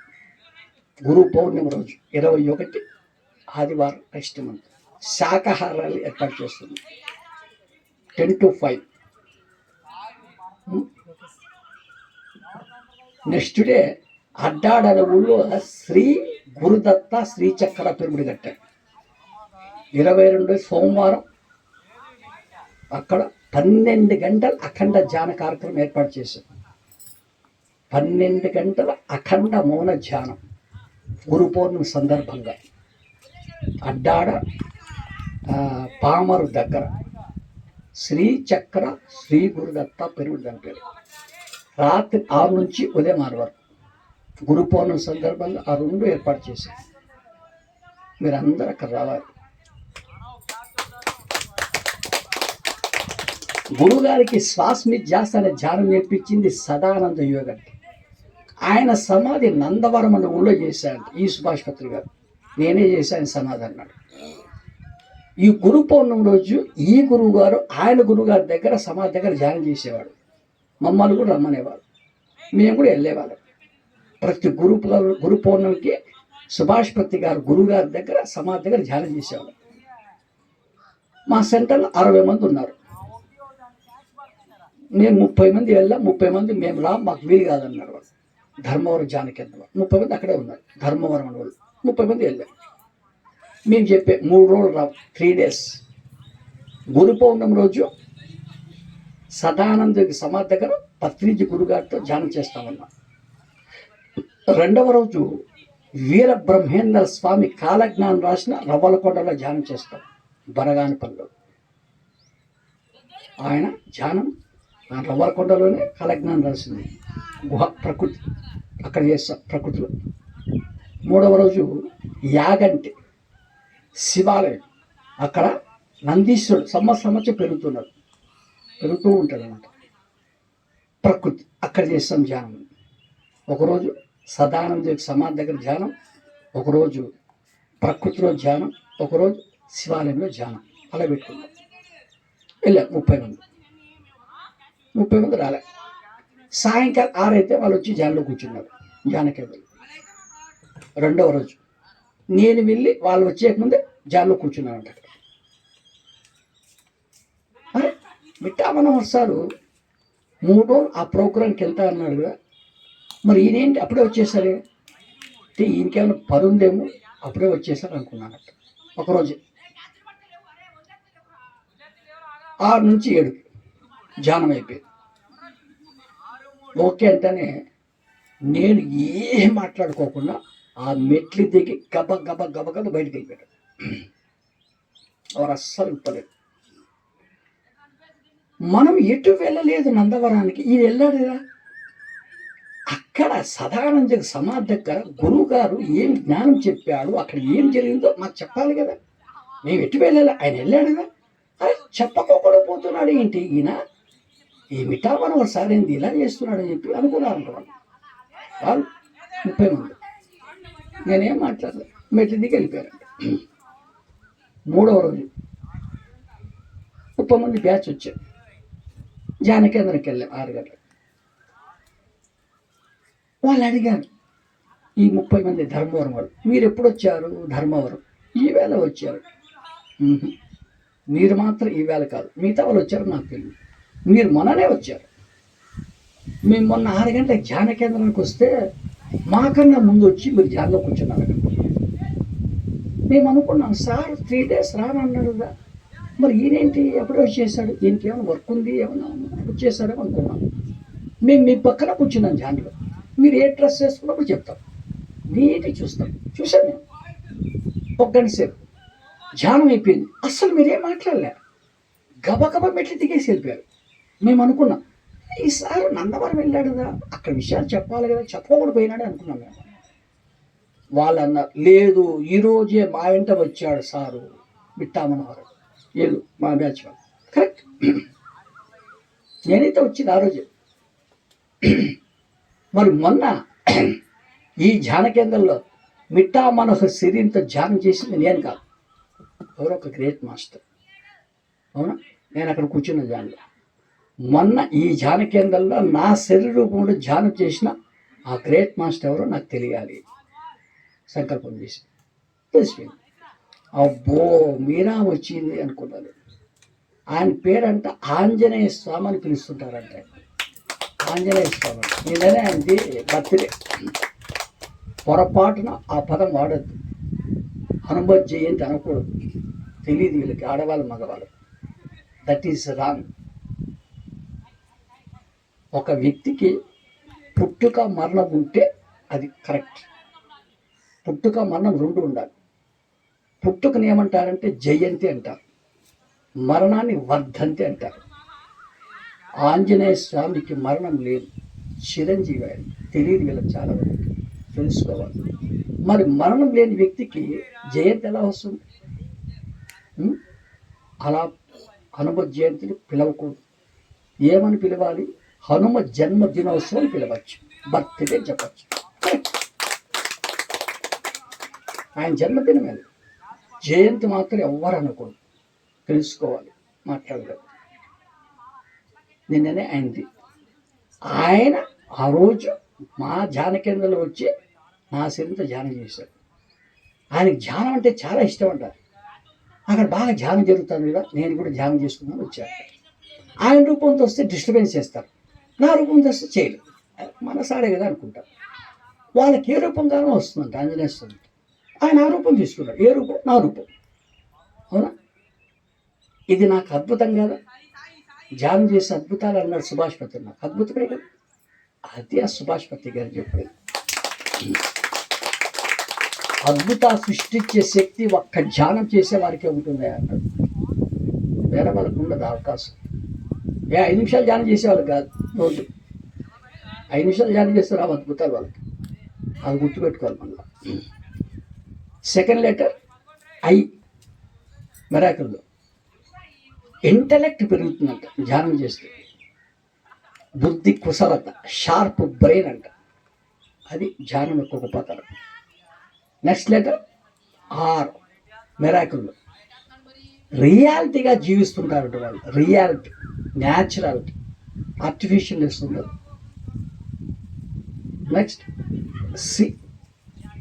Cutting off animals తగ్గిపోతుందంట.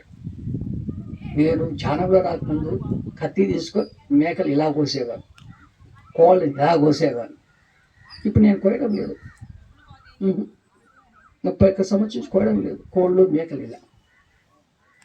అవి నాకు థ్యాంక్స్ చెప్తున్నాయి, కోళ్ళు మేకలు. సుభాష్ పత్రి నీకు ధ్యానం నేర్పించడం వల్ల మా పానాలు బతికే, లేకపోతే నువ్వు చంపేసేవాడు. ఆదివారం వస్తాను, ఆదివారం వస్తే నేను నరికేసేవాడిని. ఈరోజు ఆదివారం బాగా నరికేవాడిని కోళ్ళు మేకలు. ఇప్పుడు నేను ఆ పని చేయను. ఎందువల్ల? ధ్యానం అనేది నాకు నేర్పించాడు సుభాష్ పత్రి, అది చేస్తున్నాను.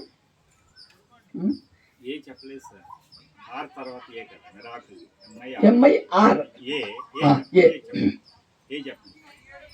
ఆస్ట్రల్ ట్రావెల్ నేను ఫ్రీగా చేయవచ్చు అంట. Astral travel. మొన్న నా భార్య నన్ను అడిగింది, నరేంద్ర మోడీ అయోధ్యలో రామాలయం ఓపెన్ చేసి నన్ను తీసుకెళ్ళు. ఏదేదో ఉత్తరప్రదేశ్లో ఎక్కడ అయోధ్య అంట రామాలయం కట్టారంట, నరేంద్ర మోడీ ఓపెన్ చేసి నన్ను తీసుకెళ్ళేవాడు. మా ఊళ్ళో రైలు ఎక్కాను. డబ్బులు ఇస్తే ఎక్కండి లేకపోతే దిగండి అన్నారు వాళ్ళు. ఫ్రీగా తీసుకెళ్ళారంట రైల్లో హైదరాబాద్ నుంచి. ఇచ్చా డబ్బులు 5,000 తీసుకెళ్ళారు రైలు వాళ్ళు. తీసుకెళ్తారు డబ్బులు ఇస్తే. 5,000 డబ్బులు ఇచ్చి అయోధ్యకి వెళ్ళి రామాలయం చూశాను.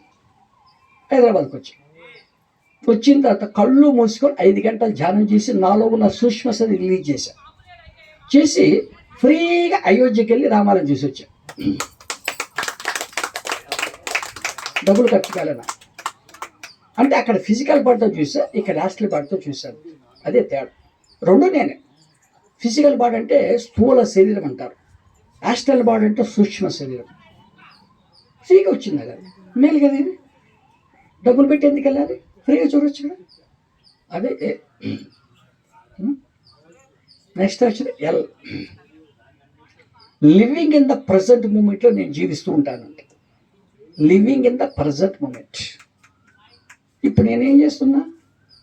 సుభాష్ పత్రన గురువుగారు నాకు ధ్యానం నేర్పిస్తే ఆ ధ్యానం ద్వారా నేను ఏ జ్ఞానం పొందానో అది నేను చెప్తున్నా. ఇప్పుడు నేను చేసే పని అదే. నాకు ఇప్పుడు మైండ్లో ఏ ఆలోచన లేవు, ఏ ఆలోచన లేవు. ఇలా ఉండాలి. ఈవేళ రాత్రి మీద ట్రైన్కి వెళ్ళిపోతున్నాను. రేపు మా ఇంటికి వెళ్ళి మా ఇంట్లో టీవీలో 3 గంటల సేపు సినిమా చూస్తాను. నాకు సినిమా అంటే చాలా ఇష్టం. సినిమా చూసేటప్పుడు నాకు బందర్ గురించి ఆలోచన రావు, ధ్యానం గురించి రావు నాకు ఆలోచన. నాకు అనవసరం ఆ ధ్యానం గురించి. సినిమా ఎంజాయ్ చేయాలి నేను అట్లా బాగా. అప్పుడు అది నాకు అవసరం, ఇప్పుడు ఇది నాకు అవసరం.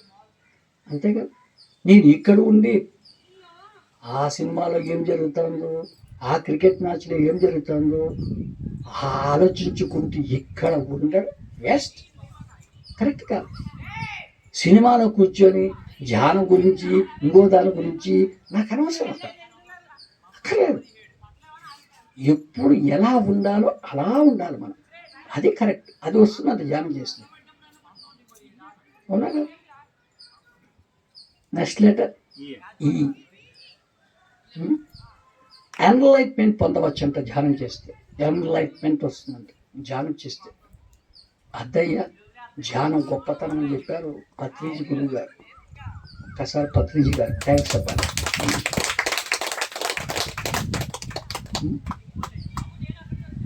చూడండి, ఆయన సమాధిని కూర్చుంటే ఎలా ఇస్తారు మెసేజ్ పత్రిజీ అని. మీరు కూడా ఎప్పుడన్నా వెళ్తే కైలాసపూర్లో ఆయన సమాధిని కూర్చొని ధ్యానం చేయాలి. ఇంతకుముందు ఒక పిరమిడ్ ఒకటే ఉండే, మంచి పవర్ఫుల్ ప్లేస్ అక్కడ. ఇప్పుడు గురుగారి సమాధి కూడా ఉంది. అక్కడికి వెళ్ళే వాళ్ళు 2 చోట్ల ధ్యానం చేయాలి. ఓకేనా? మరొకసారి పత్రిజీ గురువు గారికి.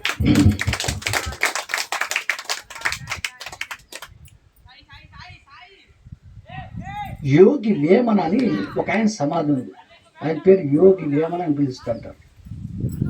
కటారుపల్లి అనే ఊళ్ళో ఉంది ఆయన సమాధి, అనంతపురం జిల్లా. గురువుగా నేను వెళ్ళాను. ఆయన సమాధిలో కూర్చొని మెసేజ్ అని అడిగాను. నా జ్ఞానం అంతా పద్యాల్లో ఉంటుందయ్యా అన్నాడు. అలాగే పద్యాలను చెప్పు నీ జ్ఞానం అన్నా. అప్పుడు చెప్పాడు తన జ్ఞానాన్ని పద్యంలో. ఉన్నవాడని అందరూ అంటుంటారు. ఎవరు ఉన్నవాడు? జ్ఞానం ఉన్నవాడే ఉన్నవాడు. అజ్ఞానిగా ఉంటే వాని దగ్గర ఎంత భౌతిక ధనం ఉన్నా వాడు లేని వాడేనయ్యా. విశ్వధాభిరామ వినురవేమ. ఇదే నా సందేశం. నువ్వు ఉన్నవాడు అంటున్నా. ఎవర్రా ఉన్నవాడంటే? ఎవరు తెలుసా? జ్ఞానం ఉన్నవాడే ఉన్నవాడంటే. అజ్ఞానిగా ఉంటే వాని దగ్గర 100 లక్షల డబ్బులున్నా, అవునా, 5 ఇళ్ళున్నా, 100 తులాల బంగారు ఉన్నా వాడు లేనివాడేనంట. చచ్చేటప్పుడు వాని డబ్బులు, వాని 5 ఇళ్ళు, వాని బంగారు వాని వెంట రావంట, తీసుకెళ్ళాడంట. ఇంతవరకు ఎవరు తీసుకెళ్ళాలి, భవిష్యత్తు కూడా తీసుకెళ్ళారంట. తీసుకెళ్తారా? కానీ మన దగ్గర జ్ఞానం ఉంటే వాడు చనిపోతే మన వెంటే వస్తుందంట. అవునా? కృష్ణ పరమాత్మ కూడా చెప్పాయంట జ్ఞానం గొప్పతనం గురించి భగవద్గీతలో. ఆయన కూడా చెప్పాయంట. ఏం చెప్పాయంట? జ్ఞానాగ్ని దగ్ధ కర్మానం అని చెప్పాయంట భగవద్గీతలో. ఈ మనిషి ఎన్ని చెడ్డ కర్మలు చేసుకున్నా ఈ జన్మలో కానీ గత జన్మలో కానీ అజ్ఞానంతో అన్ని దగ్ధమైపోతాయి జ్ఞానం అనే మార్గంలో. అంత గొప్పదయ్యా జ్ఞానం అంటే అని చెప్పాయంట. ఎవరు? కృష్ణ పరమాత్మ అనే వ్యక్తి జ్ఞానం గొప్పతనం గురించి భగవద్గీత. ఇంకొక ఆయన ఎవరు? కపిలుడు అనే మహర్షి కూడా చెప్పాయంట జ్ఞానం గొప్పతనం గురించి. జ్ఞానవాన్ ముక్తి అన్నంట. ముక్తి కావాలంటే అది జ్ఞానంతోనే వస్తుందయ్యా. జ్ఞానం అన్నది అంత గొప్పది, నువ్వు తెలుసుకోని చెప్తున్నాడు యోగి వేమన గారు. మరి ఆ వేమన గారికి థ్యాంక్స్ చెప్పాలి. జ్ఞానం యొక్క విశిష్టత చెప్పినందుకు. నేను వీళ్ళ గురించి చెప్తాను అన్నాడు. వీళ్ళని ఆడవాళ్ళు అంటారంట. మీ గురించి చెప్తాను. చెప్పు అన్న. ఆడదంటే ఆడుకునే ఆట బొమ్మ కాదురా, ఆడదంటే అమ్మే వస్తువు కాదురా, ఆడదంటే ఆది పరాశక్తిరా, విశ్వదాభిరామ వినురవేమ. ఇదే నా సందేశం. చిన్నపిల్లలకి ఆట బొమ్మలు ఇస్తే కాసేపు ఆడుకొని తర్వాత వదిలేస్తారంట. సమాజంలో కొంతమంది, అందరు కాదు, మగవారు ఆడ దాన్ని ఇప్పుడు చేసే పని అదే.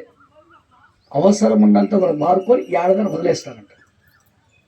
అలా వదిలేసే వస్తువు ఆడదంటే కానీ వదిలేస్తున్నారు. ఏం చేద్దాం మరి? ఇది ఆడదాని బతుకు ఇప్పుడు భూమి మీద. కొన్ని వస్తువులు బజార్లో పెట్టి అమ్ముతుంటారంట కొంతమంది, అందరు కాదు, మగవారు. ఇప్పుడు సమాజంలో ఆడదాన్ని చేసేది అదే.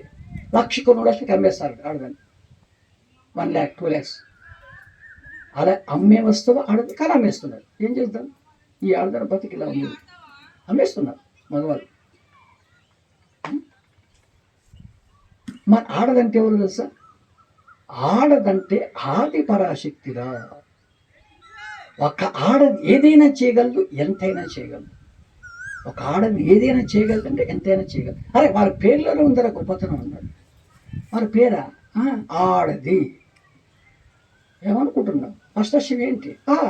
ఆనాపానసతి ధ్యానం చేసుకోండి అని పోయి చెప్పేదా ఇప్పుడు ఆడది అన్నాడు. ఈ ఆడదంటే ఇంటింటికి పోయి చెప్తాంటున్నాడు, ఆనాపానసతి ధ్యానం చేయండి, ఆనాపానసతి ధ్యానం చేయండి. అదేదో శ్వాస మీద చేస్తంట. ఎంత గొప్ప పని చేస్తుంది ఇప్పుడు ఈ ఆడది. రెండవ అక్షరం డబ్బు కన్నా ఎన్నో రెట్లు విలువైనది ఆత్మజ్ఞానం, అది తెలుసుకోండి అని పోయి చెప్పేదే ఆడదిరా అన్నాడు. మీరందరూ డబ్బులు విలువైంది అనుకుంటుంటే తప్పు. దానికన్నా ఎన్నో రెట్లు విలువైంది ఆత్మజ్ఞానం, అది తెలుసుకోండి, అది తెలుసుకో, ఇంటింటి పోయి చెప్తుంటుంది ఇంటి ఆడది. ఎంత గొప్ప పని చేస్తుంది ఇప్పుడు ఆడది. చివరక్షర దివిగా మార్చండి ఈ భూమిని అని చెప్పేది ఆడదిరా. దివి అంటే స్వర్గం, భూమి అంటే భూమండలం. మీరు ఈ భూమండలాన్ని స్వర్గంగా మార్చమని చెప్తున్నాను. ఎప్పుడవుతుంది ఈ భూమండలం స్వర్గం? ఈ భూమి మీద ఉండే ప్రతి ఒక్క ఆనాపానసతి ధ్యానం చేస్తుంటే, ఆత్మజ్ఞానం తెలుసుకుంటుంటే అప్పుడవుతుందంట. ఈ పని చేస్తాందిరా ఇప్పుడు ఆడది. మీ సుభాష్ పత్తి భలే తెలివైన వాడు, అందుకే మహిళా జానమా చక్రాలు పేరు పెట్టాడు కట్టాలని. భలే తెలివంట సుభాష్ పత్తి. అంతకుముందు జానమా చక్రం పిలిస్తే తర్వాత మహిళా జానమా చక్రం పెట్టాయంట. మళ్ళా మొన్న అదేదో జాన మహాయాగం పత్రిజీ అని పెట్టారంట కట్టాలు. ఇప్పుడు మార్చేశారంట. ఇప్పుడు డిసెంబర్లో పత్రిజీ మహిళా జాన మహాయాగం పెట్టేశారంట. ఇప్పటి నుంచి దాని పేరు అదంట, ఇది పత్రిజీ మహిళా జాన మహాయాగం. అంత ప్రాధాన్యత ఇస్తారా మీ సుభాష్ పత్రి? భలే తెలివైన మీ సుభాష్ పత్రి. ఆ వేమ, మన వేమన గారికి, సుభాష్ పత్రి గారికి థ్యాంక్స్ చెప్పాలి. అగ్రవర్ణాల వారు పరిపాలించే కాలం చెల్లిపోయేనురా, అనగారిన వర్గాలే పరిపాలకులు అవుతారా, ఆత్మజ్ఞానులే చివరికి పరిపాలకులు అవుతారా, విశ్వధాభిరామ వినురవేమ తెలుసుకో నాన్న, ఇదే జరిగేది అన్నాడు. అగ్రవర్ణాల వారు పరిపాలించే కాలం చెల్లిపోతుందంట. అగ్రవర్ణాలంటే ఎవరు? క్షత్రియులు, బ్రాహ్మణులు, చౌదరీసు, రెడ్డిస్, ఇలా కథ అయిపోయింది. మరి ఎవరు వస్తారు తెలుసా? అనగారిన వర్గాలే పరిపాలకులు అవుతారు. ద్రౌపది ముర్ము గిరిజన్, రాష్ట్రపతి భారతదేశానికి కూడా తెలుసా మీకు? ఆమె గిరిజన్. రామ్నాథ్ కోవింద్ హరిజన్, ఎక్స్ ప్రెసిడెంట్ ఆఫ్ ఇండియా, అతను రాష్ట్రపతి. మీరు పేరు వినే ఉంటారు, నరేంద్ర మోడీ ఒక ఆయన పేరు వినే ఉంటారు, ప్రధాని. ఆయన బ్యాక్వర్డ్ కాస్ట్, బీసీ, తెలుసా? వాళ్ళు ఇప్పుడు పరిపాలకులు. వీళ్ళ కాలం కూడా చెల్లిపోతుంటారు. మళ్ళీ ఎవరు వస్తారు తెలుసా? ఆత్మజ్ఞానులే పరిపాలకులు అవుతారా. చివరి స్టెప్ అదే. 1998లో నేను గురుగారు ఒక ఊరికి వెళ్ళాం ధ్యాన ప్రచారానికి. 98లో తాడిపత్రి, అనంతపురం జిల్లా, ఆంధ్రప్రదేశ్. రాత్రి 6 నుంచి 8:30 క్లాస్ పెట్టారు. ఒక్కసారి బాంబు పేల్చారు గురుగారు అక్కడ. మనము రాజకీయాల్లోకి వచ్చేస్తున్నాం, మన పార్టీ పేరు పిరమిడ్ పార్టీ అన్నారు గురుగారు. నాకు ఆశ్చర్యం వేసింది. అరే ఏంటి సార్ ఇలా అనౌన్స్ చేస్తున్నాడు? మనం ఏదో రాజకీయాల్లోకి వస్తున్నామంట, మన పార్టీ పేరు పిరమిడ్ పార్టీ అంట, ఎలక్షన్లో నిలబడుతున్నామంట. మరి 8:30 అయితేనే గురుగారికి నాకు ఒక సెపరేట్ రూమ్ ఇచ్చారు వాళ్ళు రాత్రి పడుకోవడానికి. నేను గురుగారి దగ్గరికి వెళ్ళి, సార్ నాకు చిన్న డౌట్, కొంచెం మీరు క్లారిఫికేషన్ ఇస్తారా అని. రాత్రి 10 గంటలకు. ఏంటి అన్నాడు. మీరు ఇంతకుముందు అక్కడ ప్రసంగంలో ఒక మాట అన్నారు సార్, మనము రాజకీయాల్లోకి వచ్చేస్తున్నాం, మన పార్టీ పేరు పిరమిడ్ పార్టీ, మనం ఎలక్షన్లో నిలబడబోతున్నాం అన్నారు. సార్ మనకు రాజకీయాలు అవసరమా? ధ్యానం చేసే రాజకీయాలు అవసరమా? ఏదో నాకు మట్టిపోరా సార్, అందుకే అడుగుతున్నా మిమ్మల్ని అన్న. ఆహా, అవును, ఒక మాట ఎప్పుడైనా నువ్వు విన్నావా? మిట్టా మనోహర్ అన్నాడు. ఏం మాట సార్ అన్న. ఈ భూమి మీద మళ్ళీ రామరాజ్యం రావాలి, ఈ భూమి మీద మళ్ళీ రామరాజ్యం రావాలి అనే మాట ఎక్కడైనా విన్నావు? విన్నాను సార్. కొంతమంది అంటుంటారు ఈ భూమి మీద మళ్ళీ రామరాజ్యం రావాలి, మళ్ళీ రామరాజ్యం రావాలి. అవును, ఎందుకు అలా అడుగుతుంటారు, ఎందుకు అలా కోరుకుంటుంటారో నీకు తెలుసా అని. తెలుస్తారని చెప్పు అన్నాడు. సార్, ఈ భూమి మీద త్రేతాయుగంలో శ్రీరామచంద్రుడు అనే వ్యక్తి పరిపాలన చేసేవాడు సార్. ఆయన పేరు శ్రీరామచంద్రుడు. అవునా? త్రేతాయుగంలో ఆయన పరిపాలించే సమయంలో భూమి మీద సకాలంలో వర్షాలు కురిసేసారు. సకాలంలో పంటలు బ్రహ్మాండంగా పండేది.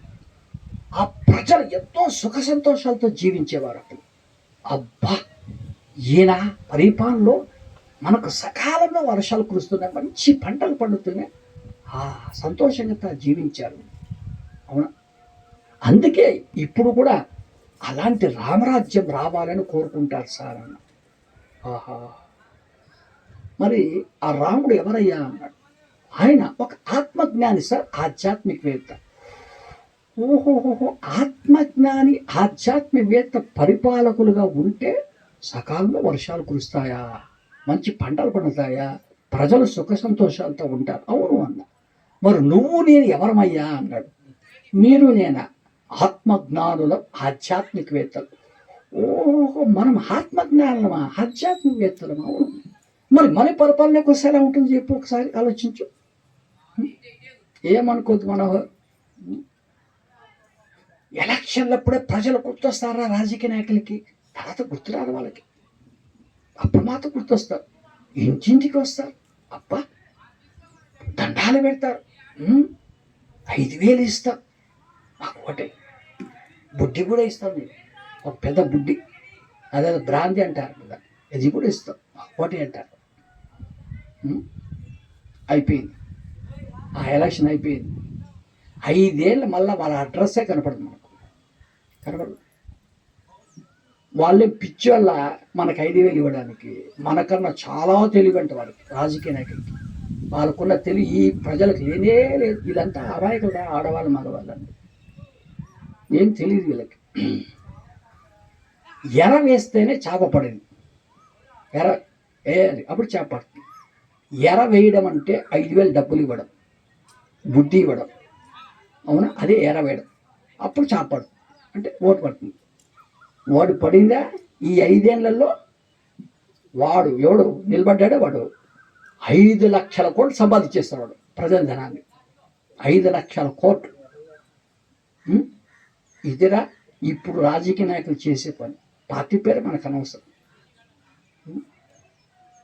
మరి మనము ఇంటింటికి వెళ్ళి 1 రూపాయి కూడా డబ్బులు ఇవ్వము, బుడ్డీలు కూడా ఇవ్వము. మీరు ధ్యానం చేసుకోండి, మాంసాహారం తినద్దు, పిరమిడ్లో వచ్చి ధ్యానం చేయండి, ఇలాంటివి చెప్తాం మనం అక్కడ పోయి. ఇదే మనం చెప్పేది, అంతేగా.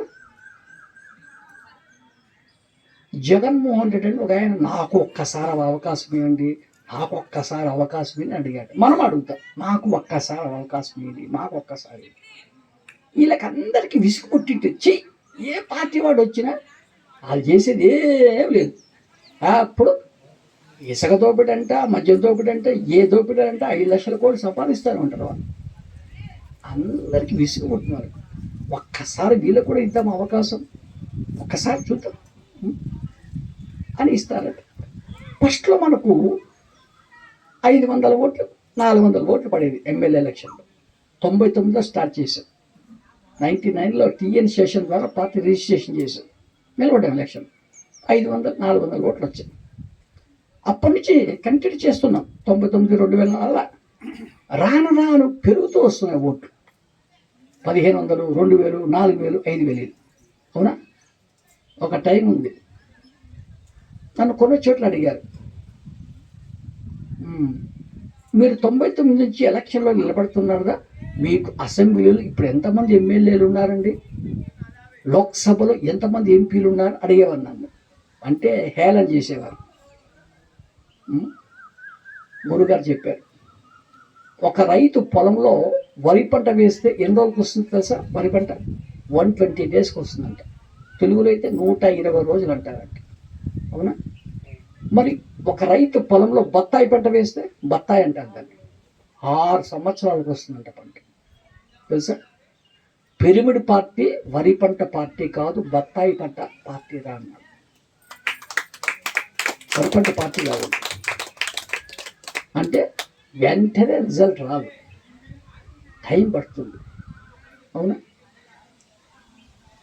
92లో ఇద్దరే అంట ఉండేది ఎంపీలుగా, బీజేపీ వాళ్ళు లోక్సభలో. మరి ఇప్పుడు సింగిల్ పార్టీ అధికారంకి వచ్చింది బీజేపీ.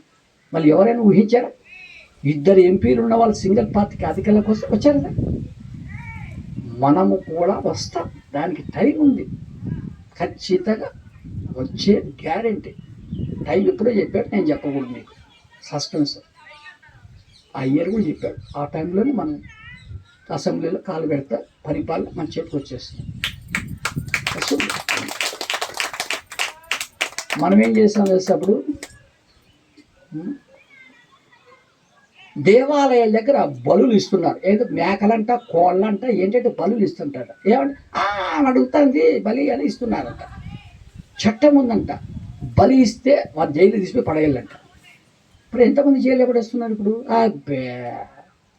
ఎవరిని జైలు వేయడం లేదు. మనం పిరమిడ్ పార్టీ వచ్చామా, ఎక్కడైనా ఆదివారం బలి ఇచ్చారని తెలిసిందా, నో ఆర్గ్యుమెంట్స్, 2 చేతులు వెంటనే నరికేస్తాం. అక్కడ ఆ 2 చేతులు వెంటనే నరికేస్తాం. వరుస పెట్టి ఆంధ్రప్రదేశ్లో 10,000 మంది చేతులు నరుక్కుంటూ పోతాం. ఇంకా టక్క టక్క టక్క టక్క నరికేస్తూ వస్తాం. తెలంగాణలో 10,000 మంది చేతులు వరుసగా నరికేస్తూ వస్తాం. ఎక్కడెక్కడ బలులు ఇచ్చారో తెలుసుకొని భయపడతారంతా. అమ్మో, మేకల్ని కోళ్ళు బలిస్తే మన చేతులు నరికేస్తారా అని ఆపేస్తారు. భయపెట్టి తీరాలి ఈ ప్రజల్ని. ఎస్, అప్పుడు బలు ఆగిపోతాయి. ఏ దేవాలయంలో బలు జరగవు. ఆ జీవులు ఎంత సంతోషిస్తాయి. అబ్బా, పిరమిడ్ పార్టీ వాళ్ళ అధికారులకు వస్తేనే ఇది జరిగింది, లేకపోతే బల్లే బల్లే బల్లే బల్లే. అవునా? మనం ఏం చేస్తాం? ప్రతి ఊళ్ళో ధ్యాన కేంద్రం పెడతాం, కేర్ సెంటర్ అని. మనం ఏం చేస్తాం? అందరూ రోజు ధ్యానం చేయమని చెప్తాం. అవునా? పిరమిడ్లు కూడా డబ్బులు మనమే ఇచ్చి కట్టిస్తాం. గవర్నమెంట్ ఇచ్చారు. కర్ణాటకలో హుబ్లీ 2 కోట్లు ఇచ్చి కట్టించారు పిరమిడ్, గవర్నమెంట్, ప్రజలు కాదు. యానాం పాండిచ్చేరి గవర్నమెంట్ ₹1 కోటి ఇచ్చి పిరమిడ్ కట్టించారు వాళ్ళు, గవర్నమెంట్. మనము కూడా అన్ని ఊళ్ళలో మన డబ్బులు ఇచ్చి గవర్నమెంట్ డబ్బులు పిరమిడ్ కట్టాం. ప్రతి ఊళ్ళో పిరమిడ్ ఉంటుంది, ధ్యాన కేంద్రం ఉంటుంది, ధ్యానం జరుగుతుంటుంది, బలులు ఆగిపోతాయి. అప్పుడు ఎలా ఉంటుంది? సకాలంలో వర్షాలు కురుస్తాయి, మంచి పంటలు పడతాయి, ప్రజలు సుఖ సంతోషాలతో వైభోగంగా జీవిస్తారు. ఇద్దరా ఇలాంటి వాళ్ళు రావాలి మన పరిపాలకులు. అదే చెప్పాడు నాకు యోగి వేమన, వచ్చేది అదేరా, గుర్తుపెట్టుకోరా అన్నాడు. అదే చెప్పాడు ఎవరు? సుభాష్ పత్రి అన్న. ఆ సుభాష్ పత్రి గారికి, వేమన గారికి థ్యాంక్స్ చెప్పాలి.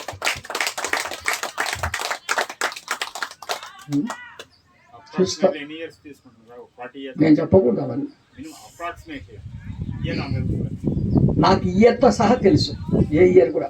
కానీ సస్పెన్స్, కొన్ని సస్పెన్స్లు పెట్టాలి. సినిమా సస్పెన్స్ ఉంటే భలే ఉంటుంది అన్నమాట. అవునా? నన్ను గురుగారు నర్సీపట్నం మండలం బలిగట్టని తీసుకెళ్ళాడు. నర్సీపట్నం మండలం విశాఖపట్నం జిల్లాలో ఉంటుంది. అక్కడ ఒక అవధూత సమాధి ఉంది, వెళ్దాం రా మనోహర్ అన్నాడు. ఆయనకి తెలిసి ఎక్కడెక్కడ సమాధులు ఉండే, సుభాష్ నాకు తెలియదు. ఆయన తీసుకెళ్ళేవాడు. ఆయన పేరు పాకలపాటి గురువు గారు అని పిలుస్తారంట. ఆ సమాధులు ఉన్న ఆయన పేరు. ఈయన గొప్పతనం నీకు చెప్తా, ఒకసారి వినవయ్యా అన్నాడు సార్, పత్రి సార్. చెప్పండి సార్. ఆయన భూమి మీద శనితో ఉన్నప్పుడు ఒకే టైంలో 3 చోట్ల కనిపించేవాట. 3 చోట్ల. ఇప్పుడు బందర్లో కనిపిస్తే ఇదే టైం హైదరాబాద్, ఇదే టైం చెన్నై. ఆయన ఎన్నో ఎన్నో అద్భుతాలు కూడా చేశాడు. అద్భుతాలని చెప్పాను నా గురువుగారు. ఆయనే ఈయనరా ఈ సమాధిలో ఉండేది అన్నాడు. ధ్యానం చేద్దాం కూర్చో, ఆయనతో మెసేజ్ తీసుకో అన్నాడు. కూర్చున్నా ఒక 3 గంటల సేపు. మెసేజ్ అడిగా, నాకు మెసేజ్ అడిగి ఇచ్చాడు. నువ్వు దేవాలయకి వెళ్ళినప్పుడు ఒక తప్పు చేస్తున్నావు, దాన్ని సర్దిద్దుకో. బందర్ అనే ఊళ్ళో కూడా కొంతమంది, అందరు కాదు, హిందువులు దేవాలయకి వెళ్ళి బందర్లో తప్పు చేస్తారు, చెప్పు వాళ్ళకు కూడా బందర్ వాళ్ళకు అన్నాడు. ఓహో, నేను దేవాలయకి తప్పు చేస్తున్నానా?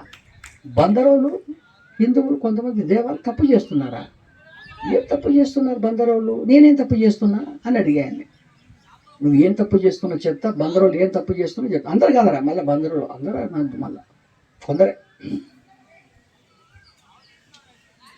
నేను ఈ దేవాలయకి వెళ్తే ఒక్కడే వెళ్ళను, నా వెంట మా ఫ్రెండ్ చుట్టమ్మ తీసుకెళ్తా.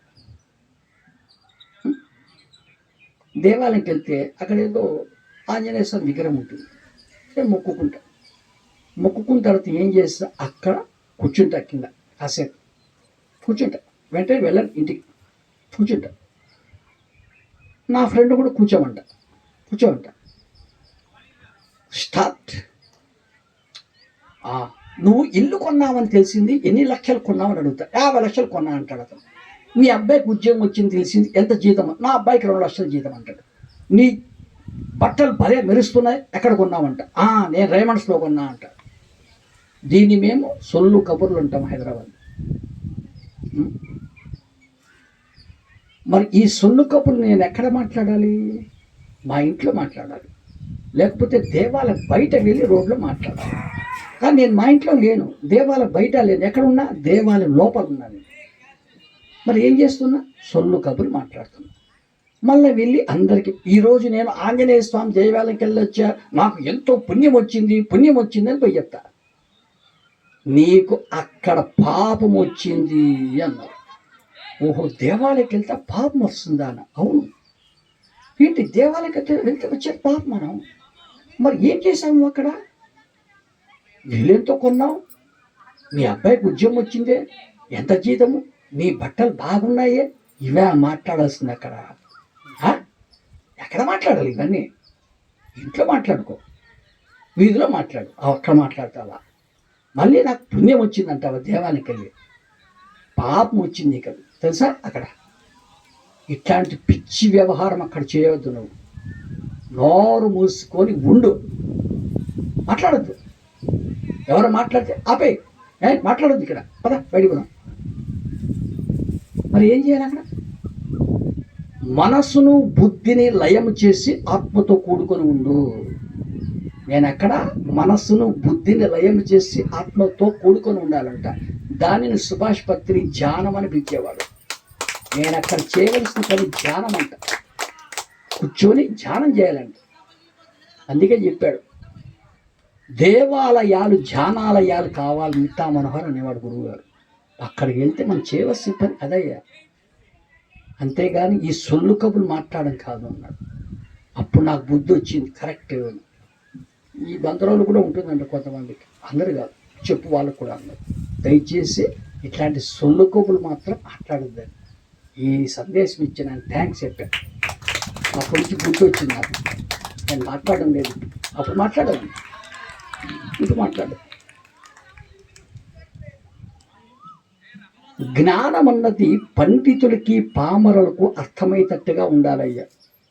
పండితులకు మాత్రమే అర్థమై పామరులకు అర్థం కాకపోతే ఆ జ్ఞానం ఎంత గొప్పదైనా దానికి విలువ లేదు. ఇది గుర్తుపెట్టుకోవాలన్నా.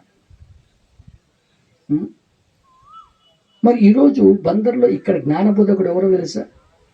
మిట్టా మనోహర్, హైదరాబాద్. ఇప్పుడు నేను చెప్పే ప్రతి పాయింట్ ఇక్కడ ఉన్న చదువుకున్న వారికి అర్థమవుతుండాలంట. ఎవరైనా చదువుకోలేని వారు ఉంటే వారికి కూడా అర్థమవుతుండాలంట. అలా కాకుండా నేను చెప్పేది చదువుకున్న వారికి మాత్రమే అర్థమై చదువుకోలేని వారికి అర్థం కాకపోతే నేను రాత్రి 8 గంటలకు ట్రైన్కి వెళ్ళిపోతా హైదరాబాద్కి. ఉండదు. నేను రాము అనే ఒక మాస్టర్ ఉంటా అంటారు బందర్ అనే ఊళ్ళో. ఆ వెళ్ళిపోయి అడుగుతారంట బందర్ వాళ్ళు, రాము మాస్టర్ నిన్ను ఇవాళ ఎవరు తీసుకొచ్చేది, ఎవరు హైదరాబాద్ అంటే అది మిట్టా మనోహర్, ఆయన చెప్పింది ఒక్క ముక్క కూడా మాకు అర్థం కాలేదు అన్నారు అనుకో, ఫినిష్. నాకు మార్కులు బందర్లో 0 అంట. నీకు 0 మార్కులు వేసాను. ఎందుకు? నేను అద్భుతమైన జ్ఞానం చెప్పాను బందర్లో, గోసాల్లో అన్నా.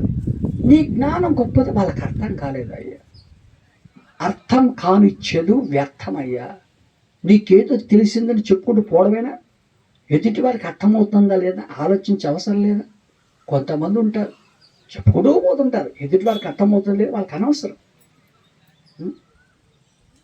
దానివల్ల ఏ ఉపయోగం లేదంట.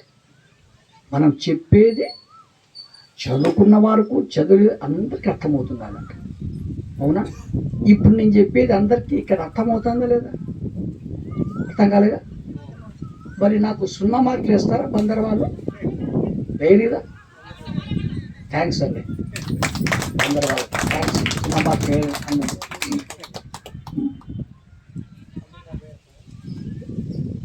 మొన్న తమిళనాడుకి వెళ్ళా. ఒక ఆయన ఏదో సజీవ సమాధి అంటే అవధూత వెళ్ళి ఆయన దగ్గర కూర్చుంది. నాకు అది పిచ్చి. ఈ గురువుగారు నేర్పించారు, పో కూర్చోపోయి ధ్యానం చేసుకోపోవడానికి. వాళ్ళు ఏదో మెసేజ్ ఇస్తారంట. ఆయన పేరు సొరకాయల స్వామి అంట, తమిళనాడు. సజీవ సమాధిలో ఉన్నాడు ఆయన. ఆ మెసేజ్ని అడిగాను, నా పేరు మీద ఇస్తానులే నీ మెసేజ్ అన్నాడు. తెలుగులో సొరకాయల స్వామిలో మొదటి అక్షరం సో అంట. అవునా? సొంత లాభము కొంత మానుకొని పొరుగు వారికి తోడుపడుతూ జీవించవయ్యా అన్నాడు. నా లాభం సొంత లాభం కొంతే మానుకుంటే చాలంట, అంత అవసరం లేదంట. కొంత మానుకో నీ సొంత లాభం, పొరుగు వారికి తోడుపడుతూ జీవించవయ్యా. పొరుగు వారంటే మనుషులు, జంతువులు, పక్షులు, వాళ్ళు సాయం చేస్తూ జీవిస్తూ ఉండాలంట. అది నేను జీవించే విధానం అంట. 2వ అక్షరం ఏంటి అన్నాడు ఆయన పేరులో, సొరకాయల రా అన్నాను. రవ్వంతైన అహంకారం నీకు ఉండకూడదయ్యా అన్నాడు. రవ్వంతైన అహంకారం నాకు ఉండకూడదంట. అవునా? కొంతమందికి డబ్బులు వస్తే అహంకారం అంట. అబ్బో నా దగ్గర 100 కోట్లు ఉన్నాయి. కొంతమందికి పదవి వస్తే నేను ఎమ్మెల్యే, అందరికి నేను చీఫ్ మినిస్టర్ని, హైదరాబాద్కి, తెలంగాణకి, అహంకారం. అవునా? నాకు ఇంత జ్ఞానం ఉంది, నేను ఇంత ధ్యానం చేశా, అహంకారం. ఎందుకు అంత అహంకారం? నీకు డబ్బులు వస్తే అహంకారం రావాలా? పదవి వస్తే అహంకారం రావాలా? జ్ఞానం వస్తే అహంకారం రావాలా? తప్పుగా అహంకారం ఏమాత్రం రాకూడదు. మీరు గురుగారిని గమనిస్తే మీకు అర్థమయ్యేది. సుభాష్ పత్రిక శరీరంతో అది ఆయన కర్తాలో వేదిక మీద మనలాంటి మాస్టర్స్ని కుర్చీలో కూర్చోబెట్టి మన కాళ్ళ కింద కూర్చునేవాడు ఆయన. అవునా? సుభాష్ పత్రి లెవెల్ ఏంటి, మన లెవెల్ ఏంటండి? అవునా? మరి ఆయన ఎంత సింపుల్గా ఉండేవాడు. మరి ఆయనకి ఏమన్నా అహంకారం ఉందా? లేదు కదా. మరి ఆయనకు లేని అహంకారం మనకెందుకండి? తప్పు. ఎవరికి ఏ డబ్బులు వచ్చినా, పదవి వచ్చినా, జ్ఞానం వచ్చినా, జ్ఞానం వచ్చినా అహంకారం రాకూడదు. తప్పు గుర్తుపెట్టుకోవాలి. మళ్ళీ కారణం లేనిదే కార్యం జరగదు. గుర్తుపెట్టుకోవాలి. కారణం లేనిదే కార్యం జరగదంట. కాజ్ అండ్ ఎఫెక్ట్ అంటారు. అవునా? ఇక్కడ మనకి ఏది జరుగుతున్నా దానికి ఖచ్చితంగా వెనక కారణం ఉంటుందంట. దీనికి సింపుల్ ఎగ్జాంపుల్ ఒకటి మా కుటుంబంలో జరిగింది. ఒక 5 ఏళ్ల క్రితం చెప్తాను. మా కుటుంబంలో జరిగింది. నా భార్యకు ఒక తమ్ముడు ఉన్నాడు, బావమరిది. ఆ అబ్బాయికి ఒక కూతురు ఉంది, అమ్మాయి. ఆ అమ్మాయి software engineer, Tata consultancy service, TCS, Bengaluru, Karnataka అమ్మాయి. ఆ అమ్మాయికి పెళ్ళయింది. అనంతపూర్ ఆ ఊరి పేరు. ఆ అమ్మాయికి డెలివరీ అయింది. ఒక అమ్మాయి పుట్టింది ఆ అమ్మాయికి హాస్పిటల్. అమ్మాయి పుట్టిన 5 నిమిషాలకి ఈ అమ్మాయి ఆ అమ్మాయిని చూడలే. ఫిట్స్ వచ్చి కోమాలోకి వెళ్ళిపోయింది. ఫిట్స్తో కోమా. పుట్టిన అమ్మాయిని కూడా చూడలేదు. అనంతపురం డాక్టర్లు చేతులు పైకెత్తేస్తారు, కేసు సివియర్, మేము ఏం చేయలేం, బెంగళూరు అన్న ఊళ్ళో సూపర్ స్పెషాలిటీ హాస్పిటల్ అక్కడితో చేర్చుకున్నారు. వీళ్ళు ఏం చేశారు, ఆ అమ్మాయిని బెంగళూరు తీసుకెళ్ళారు సూపర్ స్పెషాలిటీ హాస్పిటల్. వాళ్ళు కూడా చెప్పారు ఇది సివియర్ కేసు, గ్యారెంటీ ఇవ్వవు, ముందే చెప్తున్నా మళ్ళా అన్నారు. అయినా మీరు ట్రీట్మెంట్ ఇవ్వమన్నారు, అయితే చేస్తాను. ఆ అమ్మాయిని ఏం చేశారు, ఐసీయూలో పెట్టారు. దాన్ని ఇంటెన్సివ్ కేర్ యూనిట్ అంటారు. ఎక్కడ, వెంటిలేటర్ మీద పెట్టారు అమ్మాయి, వెంటిలేటర్ మీద ఐసీయూలో పెట్టారు. మా బావమరిది నాకు బెంగళూరు నుంచి హైదరాబాద్ ఫోన్ చేశాడు, నువ్వు రా మా కూతురు ఇలా పరిస్థితిని హాస్పిటల్ బెంగళూరు రా అంటే నేను వెళ్ళాను. బెంగళూరుకి వెళ్ళి అక్కడే ఉన్నాను. ఐసీయూలోకి అందరినీ పంపరు, ఒక్కొక్కరిని పంపిస్తారు. వెళ్ళే 10 నిమిషాలు ఎక్కువసేపు ఉంచారు. నేను వెళ్ళినప్పుడు ఆ అమ్మాయిని ఇలానే వాడిని, స్పృహ లేదు, కాన్షియస్ లేదు, ఇచ్చేవాడిని. కాసేపు అయితే ఏడుస్తుంది, కళ్ళెంబడి నీళ్ళు కలుస్తూ ఉంటుంది. తర్వాత నన్ను పంపించారు బయటికి, వెళ్ళిపోవడం సార్ టైం అయిపోయింది. మళ్ళీ మా వాళ్ళు ఇంకొకరు వెళ్ళారు అక్కడికి. వాళ్ళు వెళ్ళినప్పుడు 10 నిమిషాలు అమ్మాయి ఏడవదు. నేను అడిగాను, నేను వెళ్ళినప్పుడు ఏడ్చింది ఆ అమ్మాయి, మీరు వెళ్ళినప్పుడు ఏడ్చిందా అని. లేదే అన్నారు వాళ్ళు. నేను వెళ్ళినప్పుడు ఏడుస్తున్నా అమ్మాయి, మిగతా వాళ్ళు వెళ్ళినప్పుడు ఏడవదు. 3 రోజులు కంటిన్యూగా అలాగే చేస్తాను. నాకు అర్థం కాలే, ఏంటి అమ్మాయి నేను వెళ్ళినప్పుడు ఏడుస్తుంది, మిగతా వాళ్ళు ఎప్పుడు ఏడవదు, ఎందుకు ఏడుస్తుంది అమ్మాయి? దీనికి ఏదో కారణం ఉండాలి. కారణం ఏంది, కార్యం జరగదా? ఇప్పుడు ఏడుస్తుందంటే దానికి కారణం ఉంటుంది. మరి ఏం చేశా, ఒక 5 గంటలు ఆ అమ్మాయి గత జన్మ చూడాలని ధ్యానం చేశా, చూసేసా 5 గంటల ధ్యానం. అప్పుడు నాకు అర్థమైంది, అబ్బో ఇదా కారణం, అందుకేనా ఈ అమ్మాయి ఏడుస్తుంది నాకు తెలిసిపోయింది. ధ్యానంలో ఉన్న గొప్పతనం అది. ఈ అమ్మాయి ఇప్పుడు సాఫ్ట్వేర్ ఇంజనీరు, ఆ అమ్మాయి గత జన్మలో డాక్టర్. ఏ డాక్టరు, ప్రసవం చేసే డాక్టర్, గైనకాలజిస్ట్ అంటారు వాళ్ళు. డాక్టర్లు అందరూ అలాంటి వాళ్ళు కాదు, మీరు అలా భావించద్దు. కొంతమంది మాత్రం ఫుల్ మనీ మైండ్ వాళ్ళకు డాక్టర్లకి. ఈ అమ్మాయి ఫుల్ మనీ మైండ్ అప్పుడు డాక్టర్, డబ్బు పిచ్చి బాగా. ఈ అమ్మాయి దగ్గరికి ఒక లేడీ డెలివరీకి వచ్చింది. ఆ అమ్మాయి వచ్చిన లేడీ పేద. ఈ అమ్మాయి డెలివరీ చేసే డాక్టరు, నువ్వు నాకు డబ్బులు ఇస్తే ఇస్తా నీ కూతురు, అమ్మాయి పుట్టింది, లేదు ఇవ్వనని.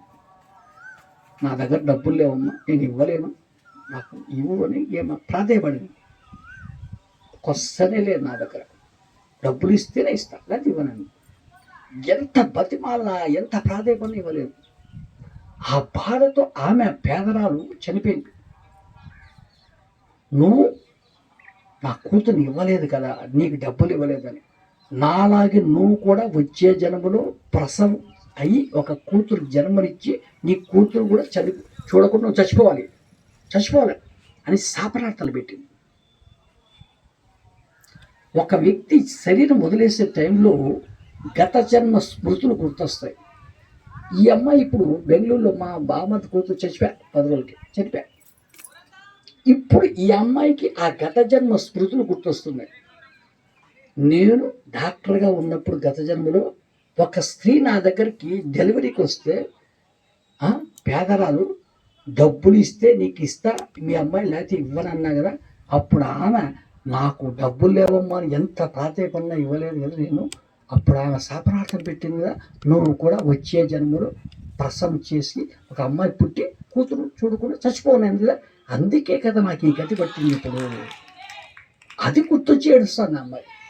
నాకైతే అర్థమవుతుంది, తెలుసు కదా నాకు జన్మలు చూసేది. ఓహో అందుకు ఏడుస్తుందా ఈ అమ్మాయి, నాకు అప్పుడు అర్థమైంది. కారణం లేనిదే కార్యం జరగదంట. నేను మొన్న కరీంనగర్ జిల్లాకి వెళ్ళా, ఒక 10 days బ్యాక్. ఒక మేడం రమాదేవి అంట ఆమె పేరు. ఆమె నన్ను అడిగింది, సార్ మీకు విషయం చెప్పాలి సార్ అని, ఒక 10 days బ్యాక్. ఏంటి అన్న, నాకు శరీరంలో అంతా బాగుంది కానీ ఒక్క నాలుకలో మాత్రం చాలా డిఫెక్ట్ వస్తుంది సార్. నాకు ఎందుకు సార్ ఇలా జరుగుతుంది? నాలుకలోనే నాకు డిఫెక్ట్ ఉంది. అవునా? నువ్వు నీ నాలుకతో ఎంతోమంది బాగా తిట్టావు, అందుకే నీకు ఈ గతి పట్టిందని. సార్ మీరు ఎవరినైనా పోయి అడగండి, నేను ఎలాంటి దాన్నో, నేను ఎలా మాట్లాడదానో పోయి అడగండి. ఈ ఊళ్ళో మెట్పల్లి మా ఊరు అడిగితే ఏం మాట్లాడలేదు, తిట్టలేదండి. అవును, నువ్వు ఈ జన్మలో తిట్లా, మరి నీకు ఇంతకుముందు జన్మ లేదా? ఉంది కదా, ఆ జన్మలో తిట్టావు, అది ఇప్పుడు అనుభవిస్తున్నాను వాళ్ళు. ఎస్, కనుక మనం ఈ జన్మదే బేస్ చేసుకోకూడదండి. మన గత జన్మలో కూడా మనం చేసినవి ఇక్కడ వర్తిస్తుంటాయి. అది ఆయన తెలుసుకొని చెప్తున్నాడు ఆయన. మళ్ళీ కాయపతన యమ నియమాలు ఉన్నాయి, అవి పాటిస్తూ జీవిస్తుండాలని చెప్పాడు ఆయన. అవునా? నెక్స్ట్ లక్ష్యాన్ని నిర్దేశించుకొని ఆ లక్ష్య సాధన కోసం పనిచేస్తూ ఉండాలంట. మనం ఏదో ఒక లక్ష్యం పెట్టుకోవాలంట. అది ప్రాపంచికం కావచ్చు, ఆధ్యాత్మికం కావచ్చు. కొంతమంది ప్రాపంచికం, నాకన్నా పెద్ద కోటీశ్వరుడు ఆంధ్రప్రదేశ్లో ఉండకూడదు, పెట్టుకో, తప్పులేదు. అవునా? ఒక ఆయన పెట్టుకున్నాంట, ఎవరు ఆయన పేరు ముఖేష్ అంబానీ అంట. భారతదేశంలో నాకన్నా పెద్ద కోటీశ్వరుడు ఉండకూడదు అని. ఇప్పుడు ఆయన అంటే పెద్ద కోటీశ్వరుడు. మరి వాళ్ళ నాన్న ఎవరు? పెట్రోల్ బంకులో పెట్రోల్ పోసేవాడంట. పెట్రోల్ బంకులో స్కూటర్లో వెళ్తే పెట్రోల్ పోసేవాడంట. ధీరుభాయ్ అంబానీ పెట్రోల్ బంకులో పెట్రోల్ పోసేవాడి కొడుకు భారతదేశంలో పెద్ద కోటీశ్వరుడు అవుతాను ఎవరు ఊహించాడు? అయ్యాడు ఆయన. ఆయన లక్ష్యం పెట్టుకున్నాడు, పెట్టుకోవడానికి పని చేశాడు ఆయన. అవునా? ఇంకొక ఆయన ఎవరు టీ అని అమ్మేవాడు, చాయ్ అది. ఆయన ప్రధానమంత్రి కావాలనుకున్నాడు, అయిపోయాడు ప్రధానమంత్రి. ఎవరు? నరేంద్ర మోడీ అంటే ఆయన పేరు. మరి ఆయన పెట్టుకొని చేశాడు. చేయొచ్చు, ఏదైనా మనిషి సాధ్యమే. తప్పు నువ్వు అలా నిన్ను కించపరుచుకోవద్దు, మనల్ని మనం కించపరుచుకోకూడదు. యద్భావం తద్భవతి. ఆయనకి అయ్యింది, అయ్యాడు. ఇంకొక ఆయన పేపర్ అమ్మేవాడంట, పేపర్ ఆయన రాష్ట్రపతి అయ్యాడు. అబ్దుల్ కలాం అంట అతని పేరు ఏదో. అవునా? ఇంకొక ఆయన పేరు సుభాష్ పత్ర అంటే. ఎప్పుడైనా విన్నారా ఆయన పేరు? సుభాష్ పత్ర విన్నారా? ఆయన కూడా పెట్టుకున్నా అంట, నేను కోట్ల మంది జాన్లోకి తీసుకురావాలి, పిరమిడ్ కట్టించాలని. మరి కోట్ల మంది ఆయన ద్వారా కదా జాన్లోకి వచ్చింది. ఇప్పుడు ఇన్ని లక్షల వేల పిరమిడ్లు ఆయన ద్వారా వచ్చింది. ఆయన లక్ష్యం అది. ప్రాపంచికం కావచ్చు, ఆధ్యాత్మికం కావచ్చు. కానీ ఏ లక్ష్యం లేకుండా మనం ఈ భూమి మీద జీవించకూడదండి. కొంతమందికి ఏం లక్ష్యం ఉండదు. ఎందుకు? ఆ జన్మ వేస్ట్. ఆయారాం గయారాం, వచ్చారు వెళ్ళారు, ఏం లాభం లేదు. అందుకు లక్ష్యం పెట్టుకోవడం కాదు, లక్ష్యం కోసం పనిచేస్తున్నారంట. మళ్ళీ ఊరికే పెట్టుకుంటే కాదు. సొరకాయల స్వామి స్వాతంత్రము మనుషునికే కాదు, జంతువులకి పక్షులకు ఉంటుంది. వాటి స్వాతంత్రం మనం హరించకూడదే అన్నాడు. అవునా? స్వాతంత్రం మనిషికే కాదంట, జంతువులకి పక్షులకు ఉంటుంది. మనం ఏం చేస్తున్నాం? వాటి స్వాతంత్రం హరించేస్తున్నాం, నరికేస్తున్నాం వాటిని, మేకల్ని కోళ్ళని. తప్పు కదా? వాటి స్వాతంత్రం హరించి తప్పు కదా? చివరక్షరం మిడిమిడి జ్ఞానంతో జీవించవద్దయ్యా. కొంతమందికి ఇంతే జ్ఞానం ఉంటుంది. అబ్బో, వాళ్ళు ఎంత ఫోజులు కొడుతుంటారో. ఎందుకయ్యా? తప్పు.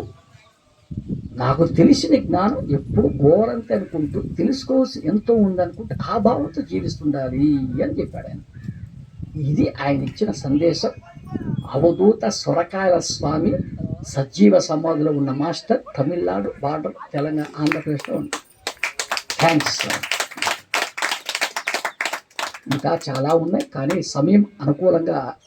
సమయానుకూలంగా చెప్పమన్నారు గురువుగారు. మరి నాకు ఇచ్చిన సమయం ముగిసింది, నేను ఇంకా చెప్పను.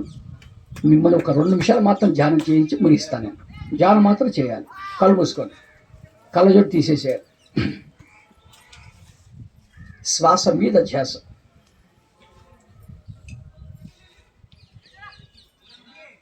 ఎవ్వరు ఏ మంత్రం చెప్పుకోవద్దు, శ్వాసనే గమనిస్తూ ఉండాలి.